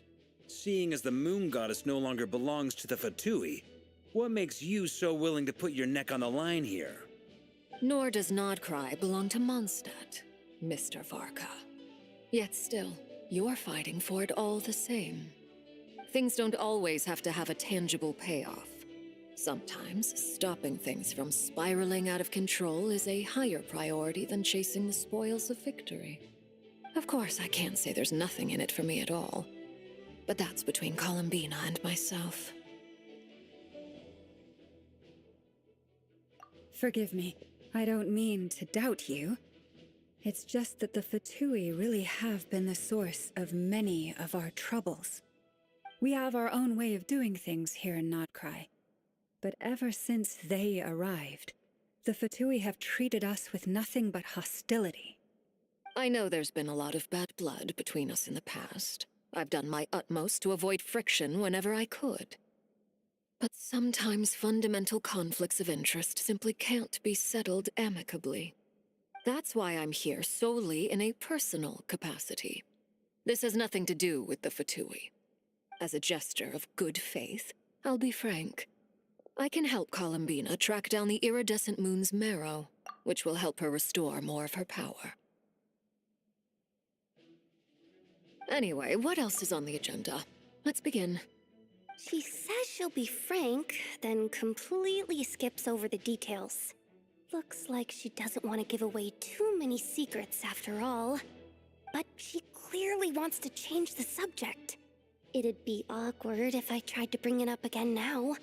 I guess we'll just have to go along with it. She's the fourth of the Fatui Harbingers after all. One look and you can tell she's not someone you'd want to mess with.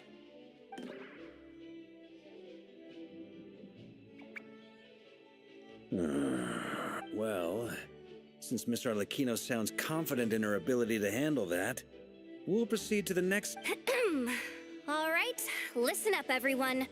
First, we now know that Rerir was originally a Conrian secret agent whose primary mission was to hunt down and assassinate the so-called Dregs of the Crimson Moon.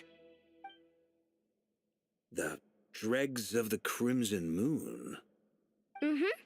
In the memories, there was a lot of talk about the Crimson Moon and Eclipse, and a whole bunch of other stuff from the time of Conria.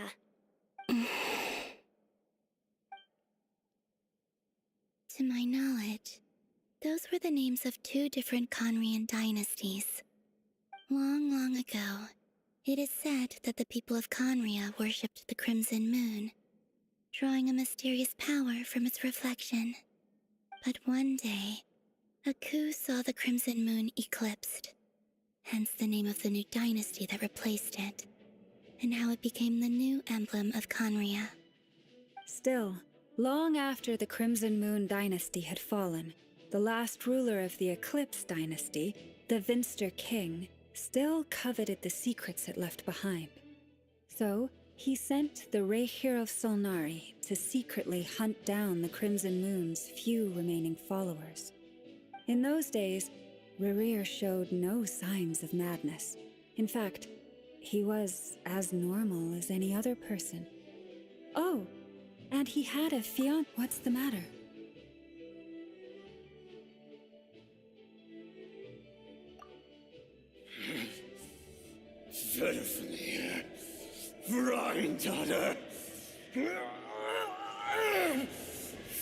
Lindis!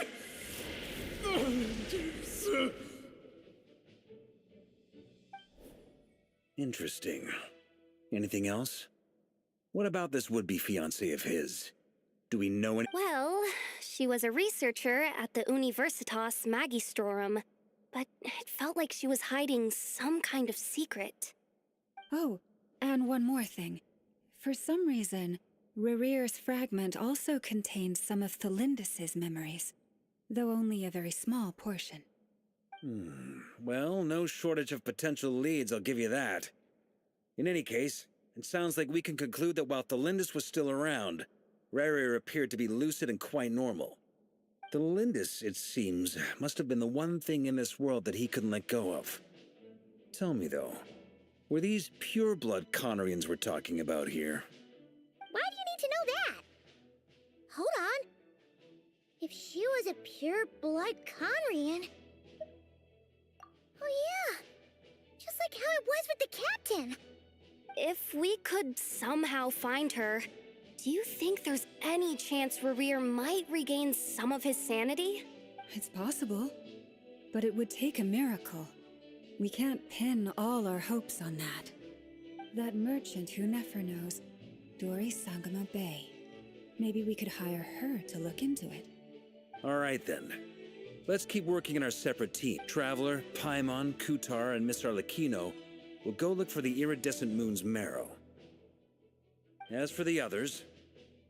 On the way over here, I noticed that the Wild Hunt monsters had grown even more frenzied in their search for Kutar.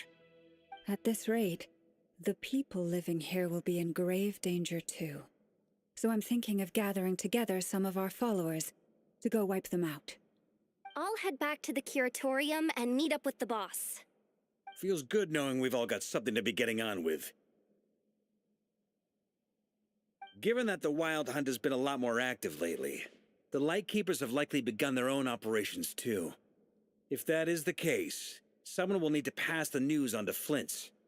I'll hold the fort for now, then discuss our next move with Flint's, Ino, and Nefer when they get back. All right then. Well, the clock's ticking. If that's everything, we'll be on our way. We'd better get moving too. We'll try to buy you as much time as we can. Relax. Just do your thing. I decided to call in some backup since things are getting so hairy. Stay safe, everyone. Dismissed.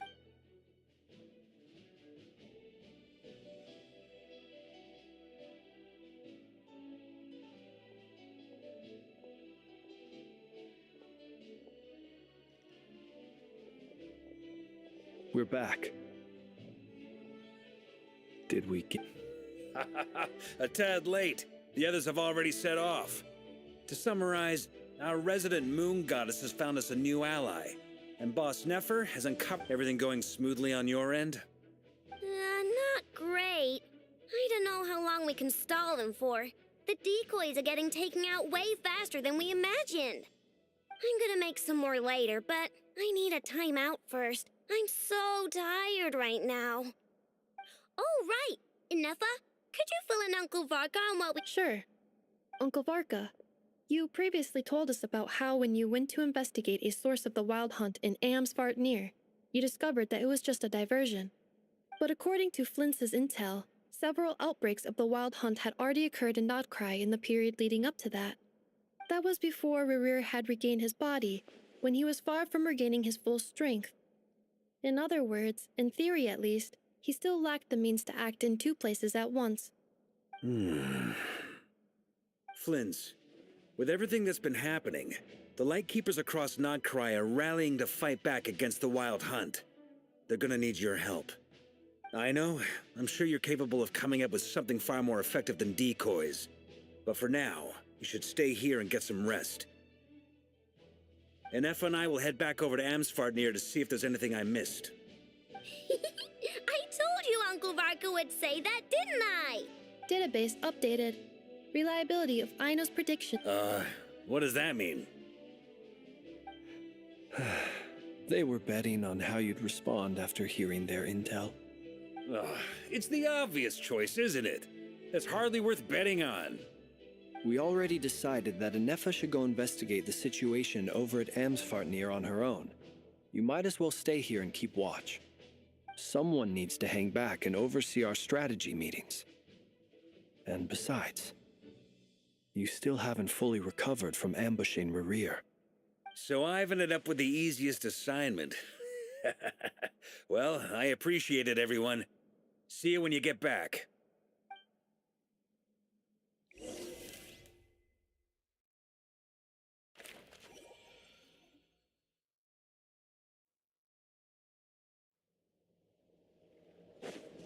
Wind rises. Here, this will serve as a good spot to cross over. Arlecchino, hold up a second. Since you brought us all this way, would you mind telling us what you've got planned?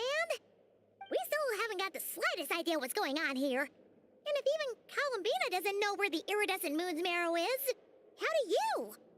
Simple. Because I am an inheritor of the royal bloodline of the Crimson Moon, and one of the last surviving embers of the Two Worlds' flames. Huh? Are you serious? As in, you're a descendant of that Crimson Moon dynasty we were just talking about? The one from ancient Conria? Your surprise is understandable. I was also taken aback when I first learned of it. But the more I thought about it, the more I realized the signs had been there all along. When I was young, I discovered I could wield a very special kind of fire. It coursed like blood through my veins and smoldered away inside my nerves. What's more, whenever I experienced strong bursts of emotion or drew too deeply on this power, it was like some kind of presence within the fire would begin to gnaw away at me, consuming me from the inside out. Exactly. That is why my hands are like this, too. At first, I saw it only as a curse, but once I became a harbinger, the jester apprised me of the truth. Together with my own investigations, over the past few years, there are several things that I have gradually come to understand. For instance, take the so-called Crimson Moon. In truth, it is nothing more than the shattered remnants of the iridescent moon, fused with the abyss to prolong its lifespan. Since this blood flame was bestowed upon me by the Crimson Moon, it is a fusion of the iridescent moon's former power and the corruption of the abyss. You all understand the nature of the abyss well enough. I draw upon its power, and in return, it hungers for my soul. This strange blackness is the mark of corruption it has left behind. If I recall correctly, you once told me that if the corruption ever made it to your heart, you'd become a completely different person. Yes, and that's the reason I'm always careful not to push my power too far. It's essentially a never-ending tug-of-war. Whew. Sounds intense. Anyway, the rest of my story can wait. Is there anything else about the Crimson Moon or the Iridescent Moon that you're unclear about? Paimon has a question. So, the Crimson Moon that the Carians used to worship was actually the Iridescent Moon, right? Which was one of the three Moon Sisters. Does that mean that the Carians were to the Crimson Moon as the Frost Moon Scions are to the Frost Moon? So much of that history has been lost. We have no way of knowing exactly what they were like. But I would suspect that the Conrians weren't as devout in their moon worship as it might appear. The iridescent moon's remains simply served as their link to the abyss. Later on, perhaps someone discovered a way to make direct contact with the abyss. Or maybe there was some kind of ideological divide. Either way, a dissenting faction staged a coup and drove out the royal heirs of the Crimson Moon dynasty. Still, even with the dark sun looming high overhead, the Crimson Moon's glow never truly faded. If you want living proof, it's standing right before you. The first time we met, I sensed something familiar in your presence. When I looked at you, I felt I could see that mysterious red moon in the corner of my eye. In your flames, I saw its broken image, surrounded by a strange black aura. Well, I appreciate that you kept it to yourself. Much about the Crimson Moon is still a mystery, and I'd prefer not to end up as the object of an insane research project. Anyway, time is against us here, so if there's any other questions, they'll have to wait. I just want to make sure I've got one thing straight. In her letter, Sandrone mentioned that since you are unable to contain the iridescent moon's marrow yourself, you intend to leave it in my custody. Correct? That's right. For now, it's the only way I can pay you back for your help. The iridescent moon is already part of who you are, so with its marrow in your possession, you'll be even more powerful than before. Deal. Then let's get started. Get what started? What does this place have to do with the Crimson Moon? When I first became a Harbinger, the Jester gave me a book called Paranhari, also known as Leobranto Innamorato.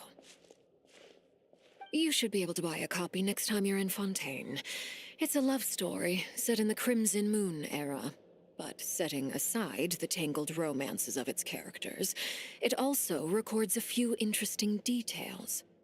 In the Crimson Moon era, or so the story goes, there was an orphanage that received children from beyond the bounds of this world, and subjected them to a peculiar induction ceremony. Beyond the bounds of this world? For real? And what kind of induction ceremony? The Crimson Moon sages looked beyond this world for beings with powers that surpassed the gods. But fearing they might lose control, they subjected these children to a process of refinement. They made these children crawl up a fireplace and kept asking them, "Have you died? Did you see it?" Until they finally admitted to having died and seen a crimson moon. The adults embraced the children who passed the ritual, telling them, "Within the fireplace, you have traversed the flames between two worlds. Here and now, you are born anew." The book leaves much unsaid, but I suspect that this was their way of branding the children they had enrolled, leaving an indelible mark upon them so that they would forever live in the Crimson Moon's light. That explains why I can't sense the Crimson Moon's marrow in this world. It makes sense that it would be sealed in a special space that can only be accessed temporarily through some kind of ritual. But there's no fireplace here. Do you see a chimney anywhere? Oh, are we supposed to build it ourselves? Okay, fine. Paimon will go find some bricks. That won't be necessary. The fireplace is purely symbolic. The key to the ritual is crossing the flames between two worlds. In other words, the flames that burn within me. Those burned away by such flames leave behind a kind of ghostly afterimage in the world. In the days of Conria, people believed they could be used to bridge the gap between the two worlds of life and death. In short, I can open a passage to that space for you. That's the easy part. The catch is I'll need to stay on this side to keep the passage open, so I won't be able to come with you. Once you're inside, you'll have to find your own way. Very well. Then I'll open it up. Traveler, spare me a little more moonlight if you would. I may need it.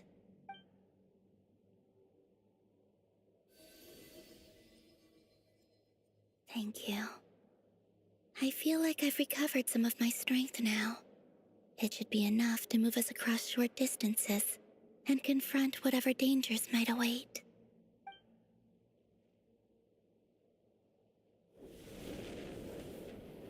Mistress of the seven hues of ages past, great mother of the present, crimson-clad sovereign of the two realms, by fire severed, by fire renewed, I offer myself now and beseech your descent.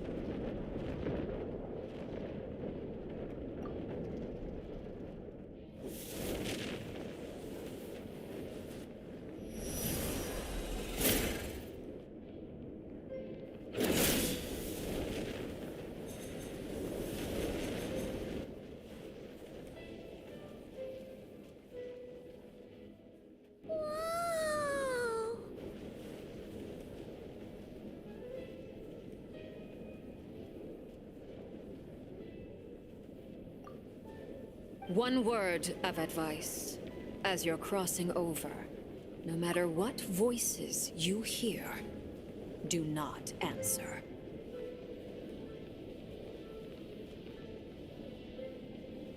Got it.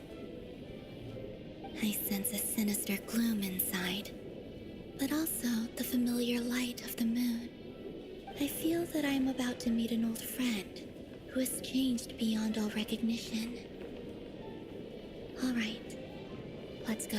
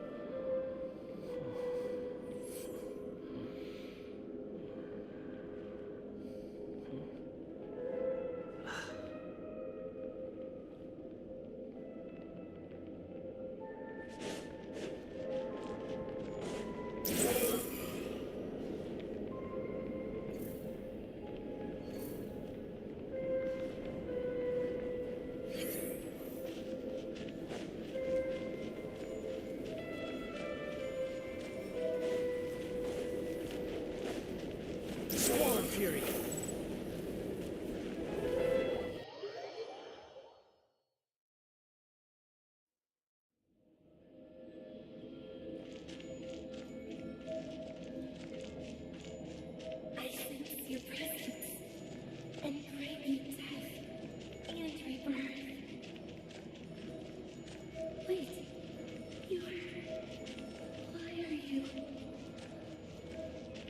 You have crossed over from another world, transcended fate itself. I have no right to.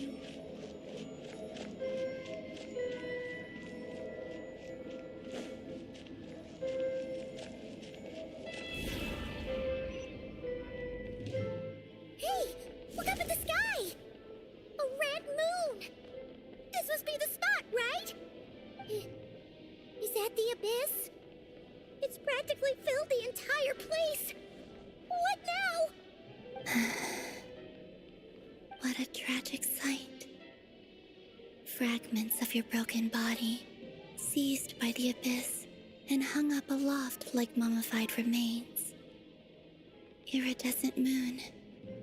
Was this truly what... Careful! There's something spooky about this place. Feels like something is lurking in the fog. Haimon's right behind you. Whatever you do, don't run off without her.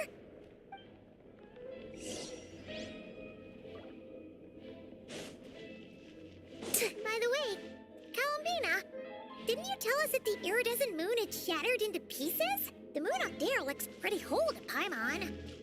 How is that possible?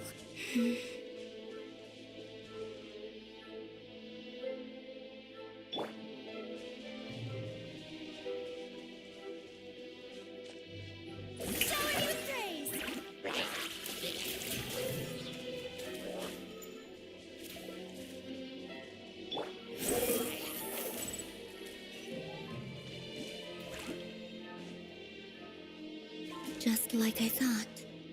It was only a facade.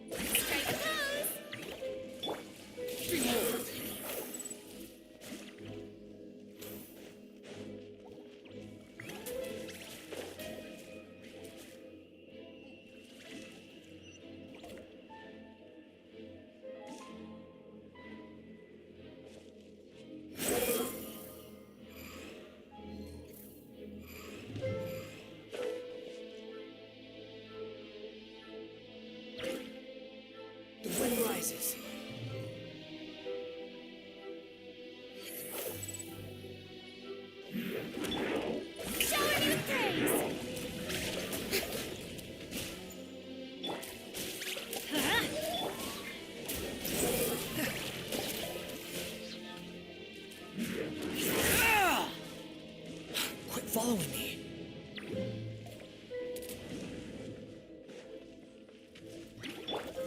Strike a pose! Teamwork is trim! Unsightly your six. How amusing.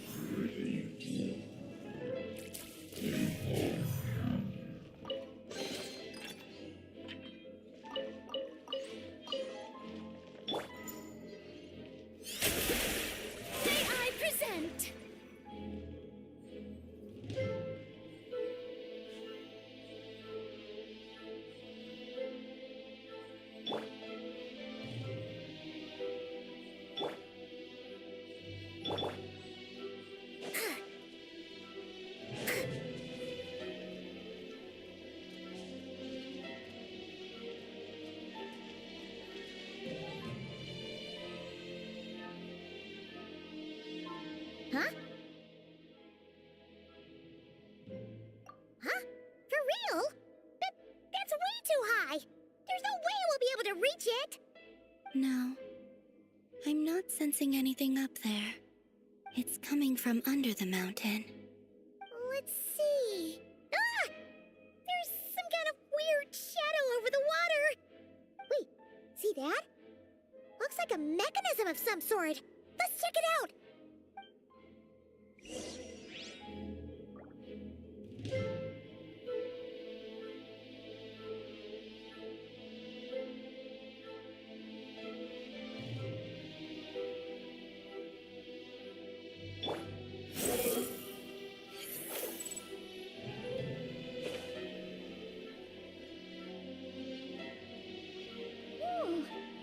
Looks like a device from the time of Kalia. Maybe people once came here to study the Crimson Moon's domain, and they left this behind. Oh, if we can activate it, we might find some clues. Behold! Ah! Ah!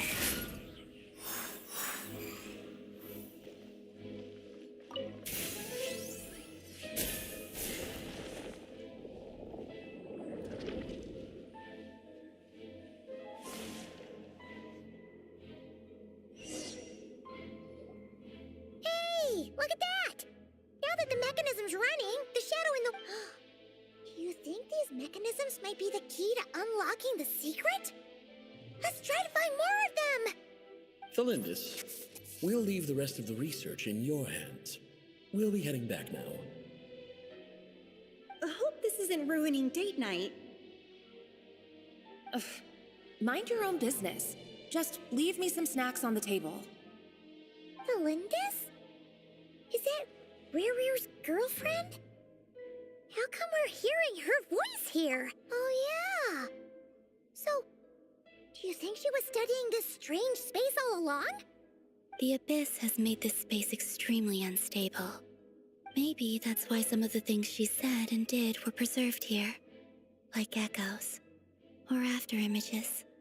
Whenever I see this view, it takes me back to a poem from my childhood. Waning moon, oh lifeless damsel, weeping on the mountain crest. Mourning still in wistful tone, her fragile soul now laid to rest. For me, of all people, to be here investigating the mysteries of the Crimson Moon space. Is it a coincidence or something more?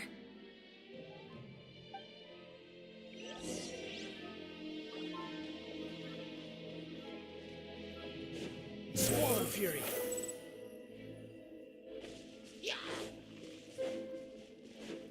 Huh, too slow.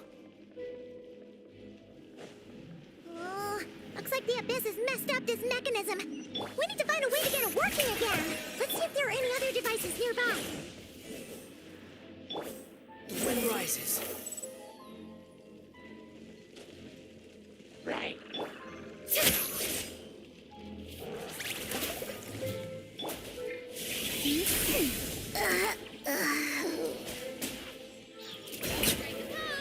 You're dead! Squall Fury! Ah! Ah!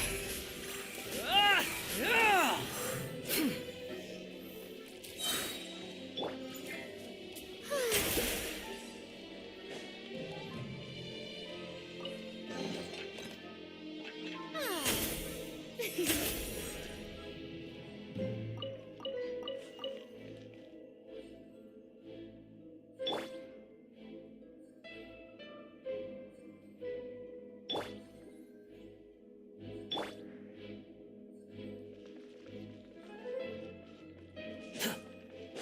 Behold!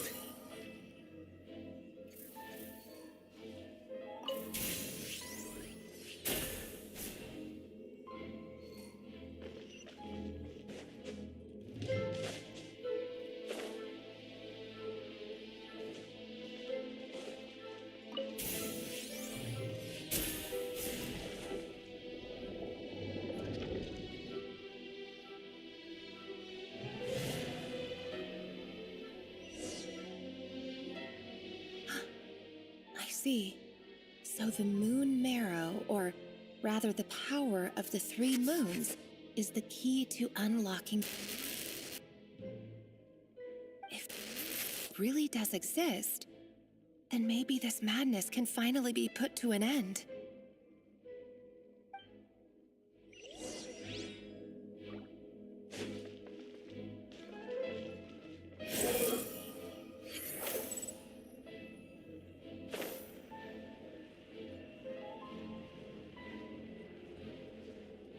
Take cover behind the rocks! Too slow.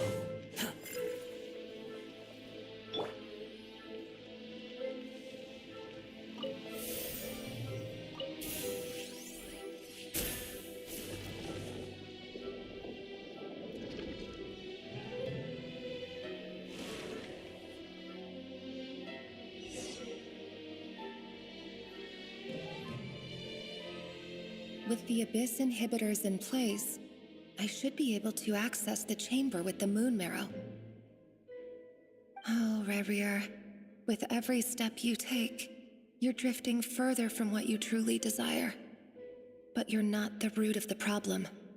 Ever since that outsider set foot in Conria, the Vinster King has sunken deeper into madness.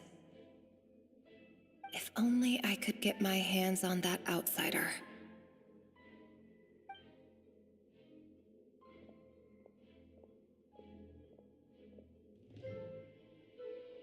Hey look! The moon's reflection is back to normal! Belindis' voice mentioned a chamber with the moon marrow. Do you think maybe it's hidden in the moon's reflection? It must be, for within it, I sense the fragile aura of a dying soul. Then there's no time to lose! Let's go!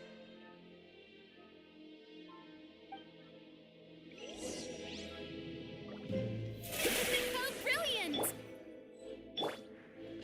The wind rises.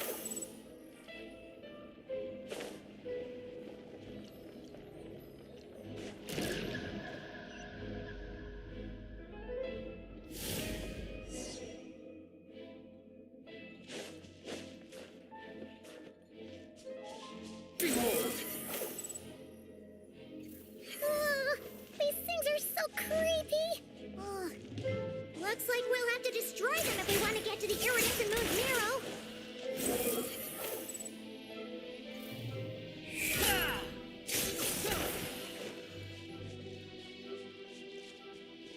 That must be the iridescent moon's marrow! Oh, we'll need to destroy these things before we can reach it!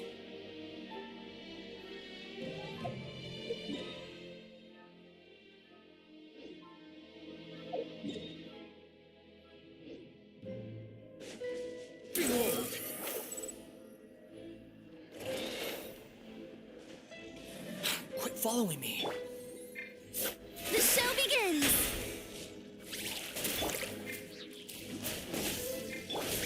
Going in! Cry louder! The wind rises. Ah!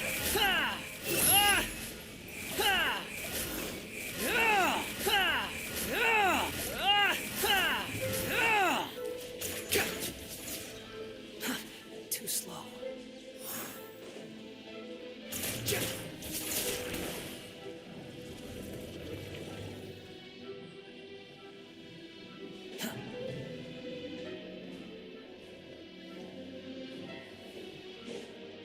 Behold!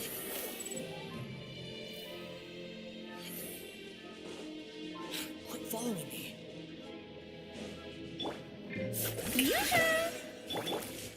Swan Fury! Ah! Ah! Ah! Ah! Ah! Ah! Ah! Ah! Ah! Ah!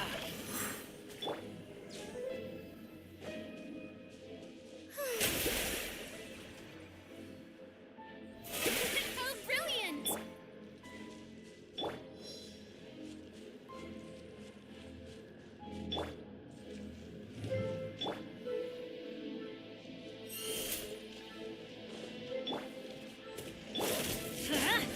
The wind rises. Ah! Ah! Ah! Ah! Ah! Ah! Ah! Ah! Ah!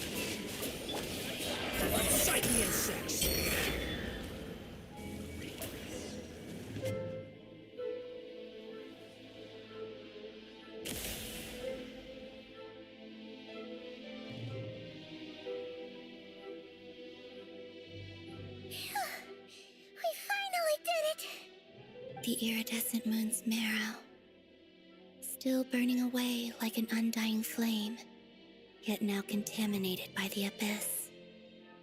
It has taken on a new form entirely. If we can purify the abyssal power within,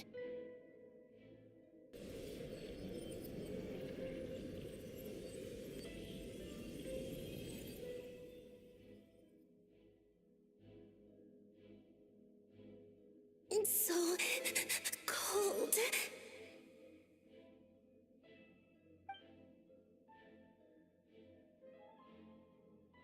Is it you? Are you here? Huh? Are you talking to us? At long last, I can see you once more. Our fates have crossed, and I am finally free. I'm sorry, I lied to you. Even knowing what was to come, I still couldn't let go of the fear in my heart as death drew near. The moment the moon shattered, my body began to split apart piece by piece. Like I was being cut into pieces by 1,000 blunt blades. My thoughts scattered as the cold crept in, but I could not bear to fade away like that.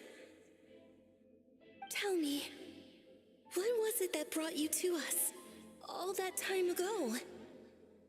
If only I had possessed your courage, then I might have been spared this torment more painful than death. You look so puzzled. That's how I felt too when I first saw you. But trust me when I say that everything happens for a reason. Farewell, Hypo.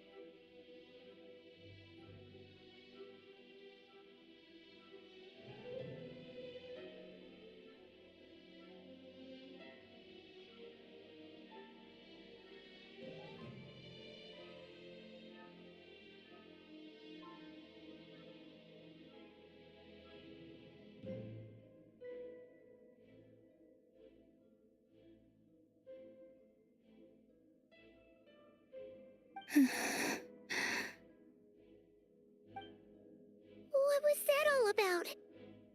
Was that the goddess of the iridescent moon?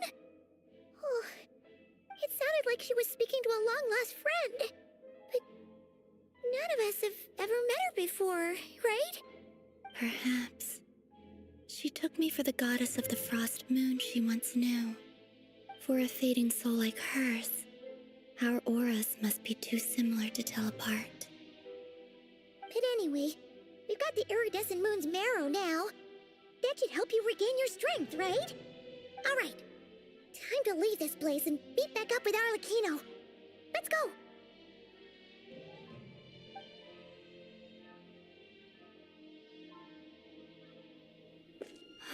That's odd. This place looks different than when we came in. Waning moon. Huh? Oh, lifeless damsel. Oh.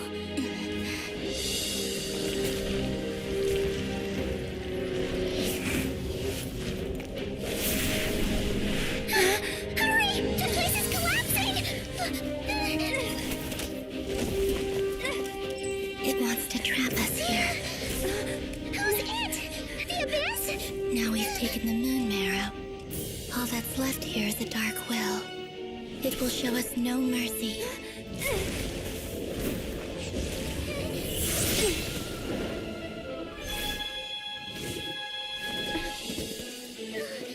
Give it back! The crimson moons! My marrow! My heart!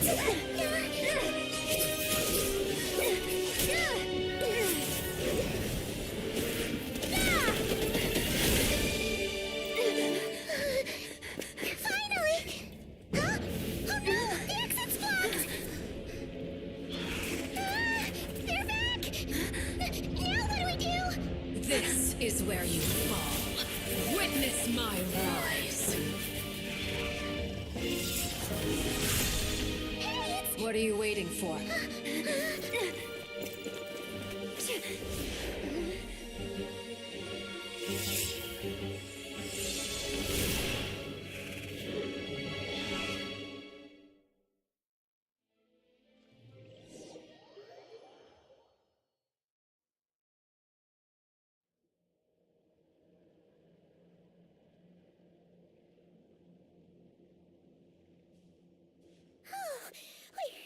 We made it! Was that you, Arlecchino? Did you save us? Wait, your hands! They're... Oh, this? Don't worry. It's a small price to pay. The Abyss wanted to trap you inside, and I defied its will by bringing you out.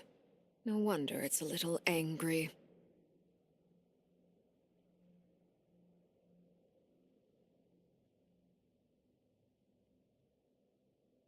No. I have paid the price, albeit a small one, and it cannot be undone.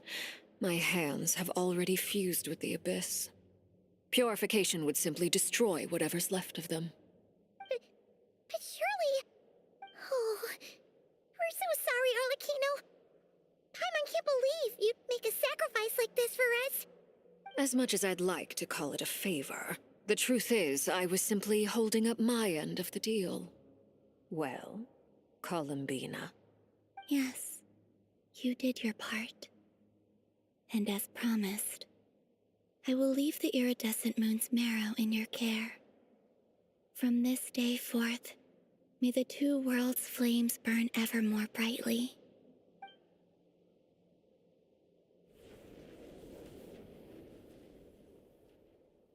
I'll take that as a blessing. Now, Columbina, give me your hand. Accept this moonlight I offer in return.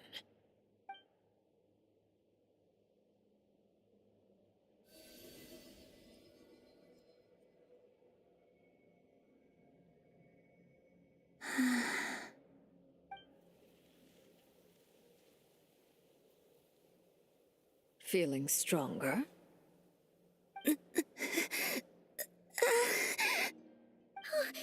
Columbina, are you okay? I'm fine.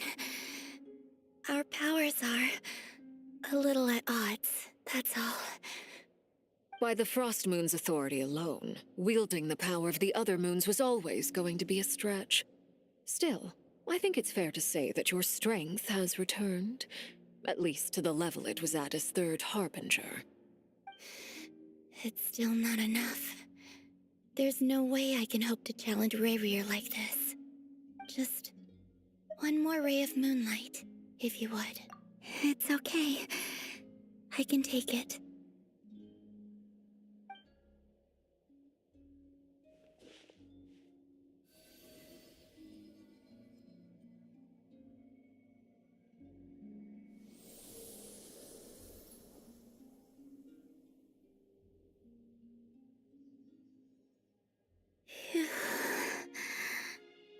How about now? Fighting fit? At the very least, I won't have to stay hidden like before. I want to see him gone from Not Cry. The ray here of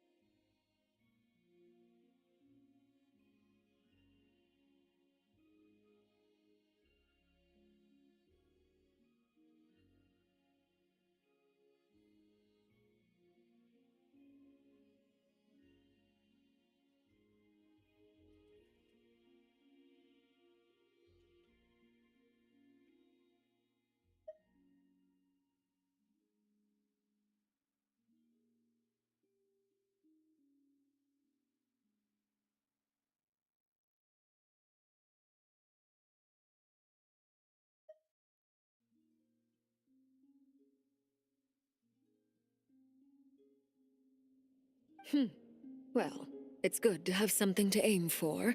You certainly seem more alive now than you did earlier. When I first met you, you didn't strike me as a ray of moonlight. More like a wisp of fog drifting in from who knows where, ready to scatter at the first sign of a breeze. But now, you're full of vitality. Just like the frost moon, once the brightest of them all. May you keep shining, Columbina. This is who you are. Thank you. Look after yourself too, Arlecchino. I know you have plans of your own, and that's why you're always seeking to grow stronger. But whatever you're after, don't let the Abyss take a hold of you. I do not wish to see you go down the same path as Revier. I appreciate the concern, Columbina. Although perhaps it's time you took a new name. A new name? Kutar, the Moon Maiden, Columbina, they're nothing more than code names. They describe who she is and the roles she's played, but they're not her real name. We often use code names in the House of the Hearth, too. But it's knowing your real name that keeps you grounded. Up till now, you've been living a wandering life, so you've probably never really cared. All I'll say is this. Once you've defeated Revier, give it some thought. All right, that's it from me. I'll get you back safely first, then go meet up with Sandrone. You're the best!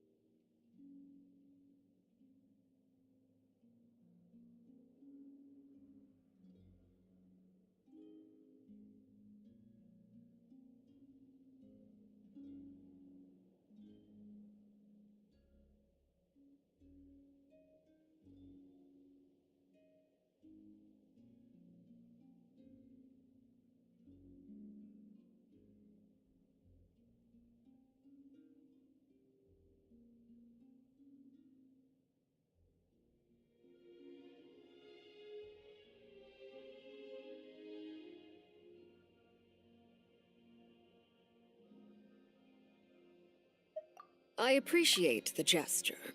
It speaks to your good character. Anyway, let's get going. There are more urgent things to do right now than trade compliments.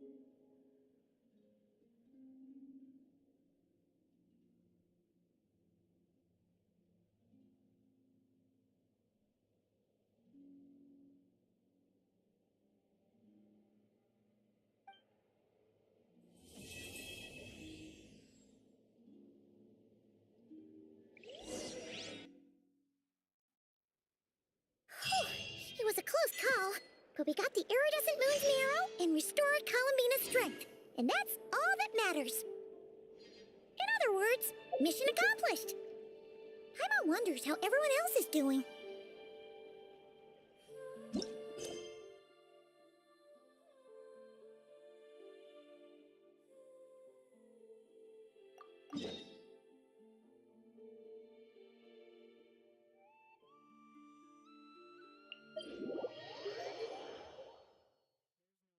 Exchange pleasantries. It's rather pathetic to force a conversation just to occupy silence.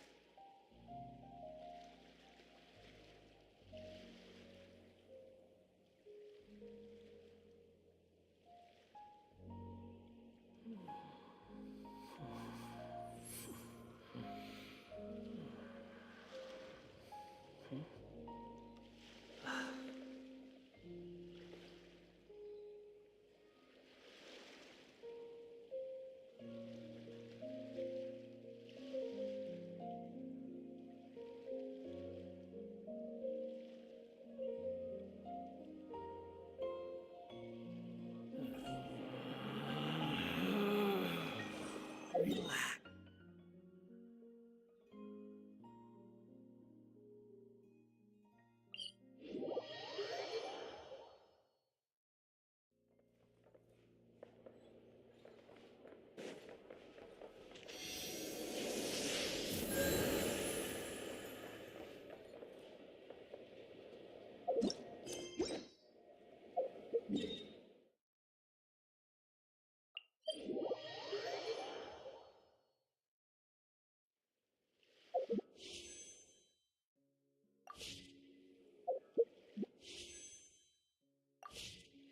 You think I've got a sharp tongue?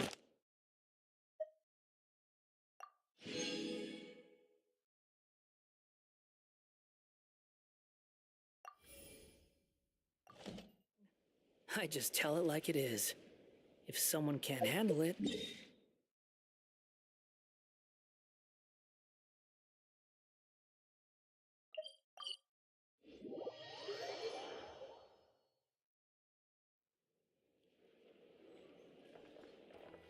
Ad Astra at...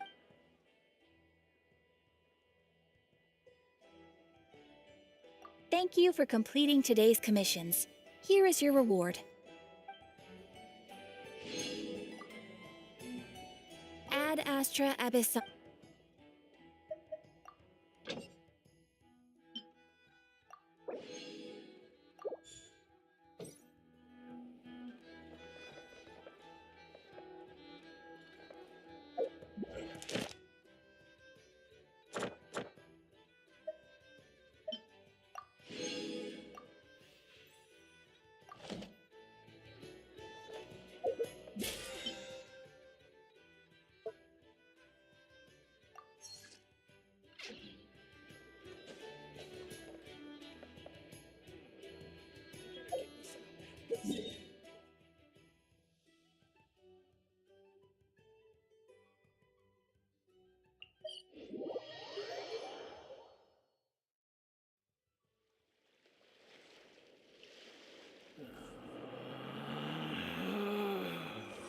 Relax.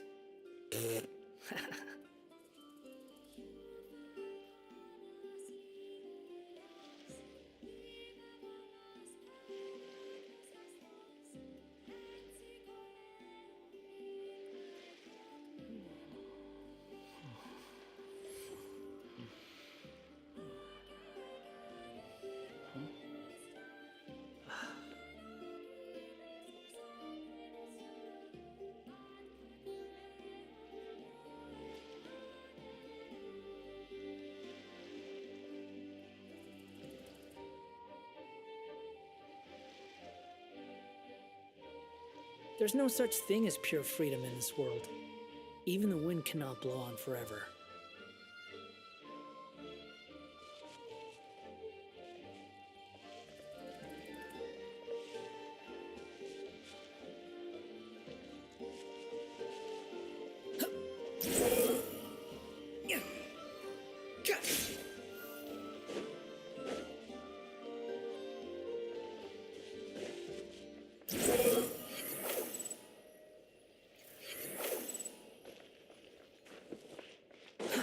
too slow.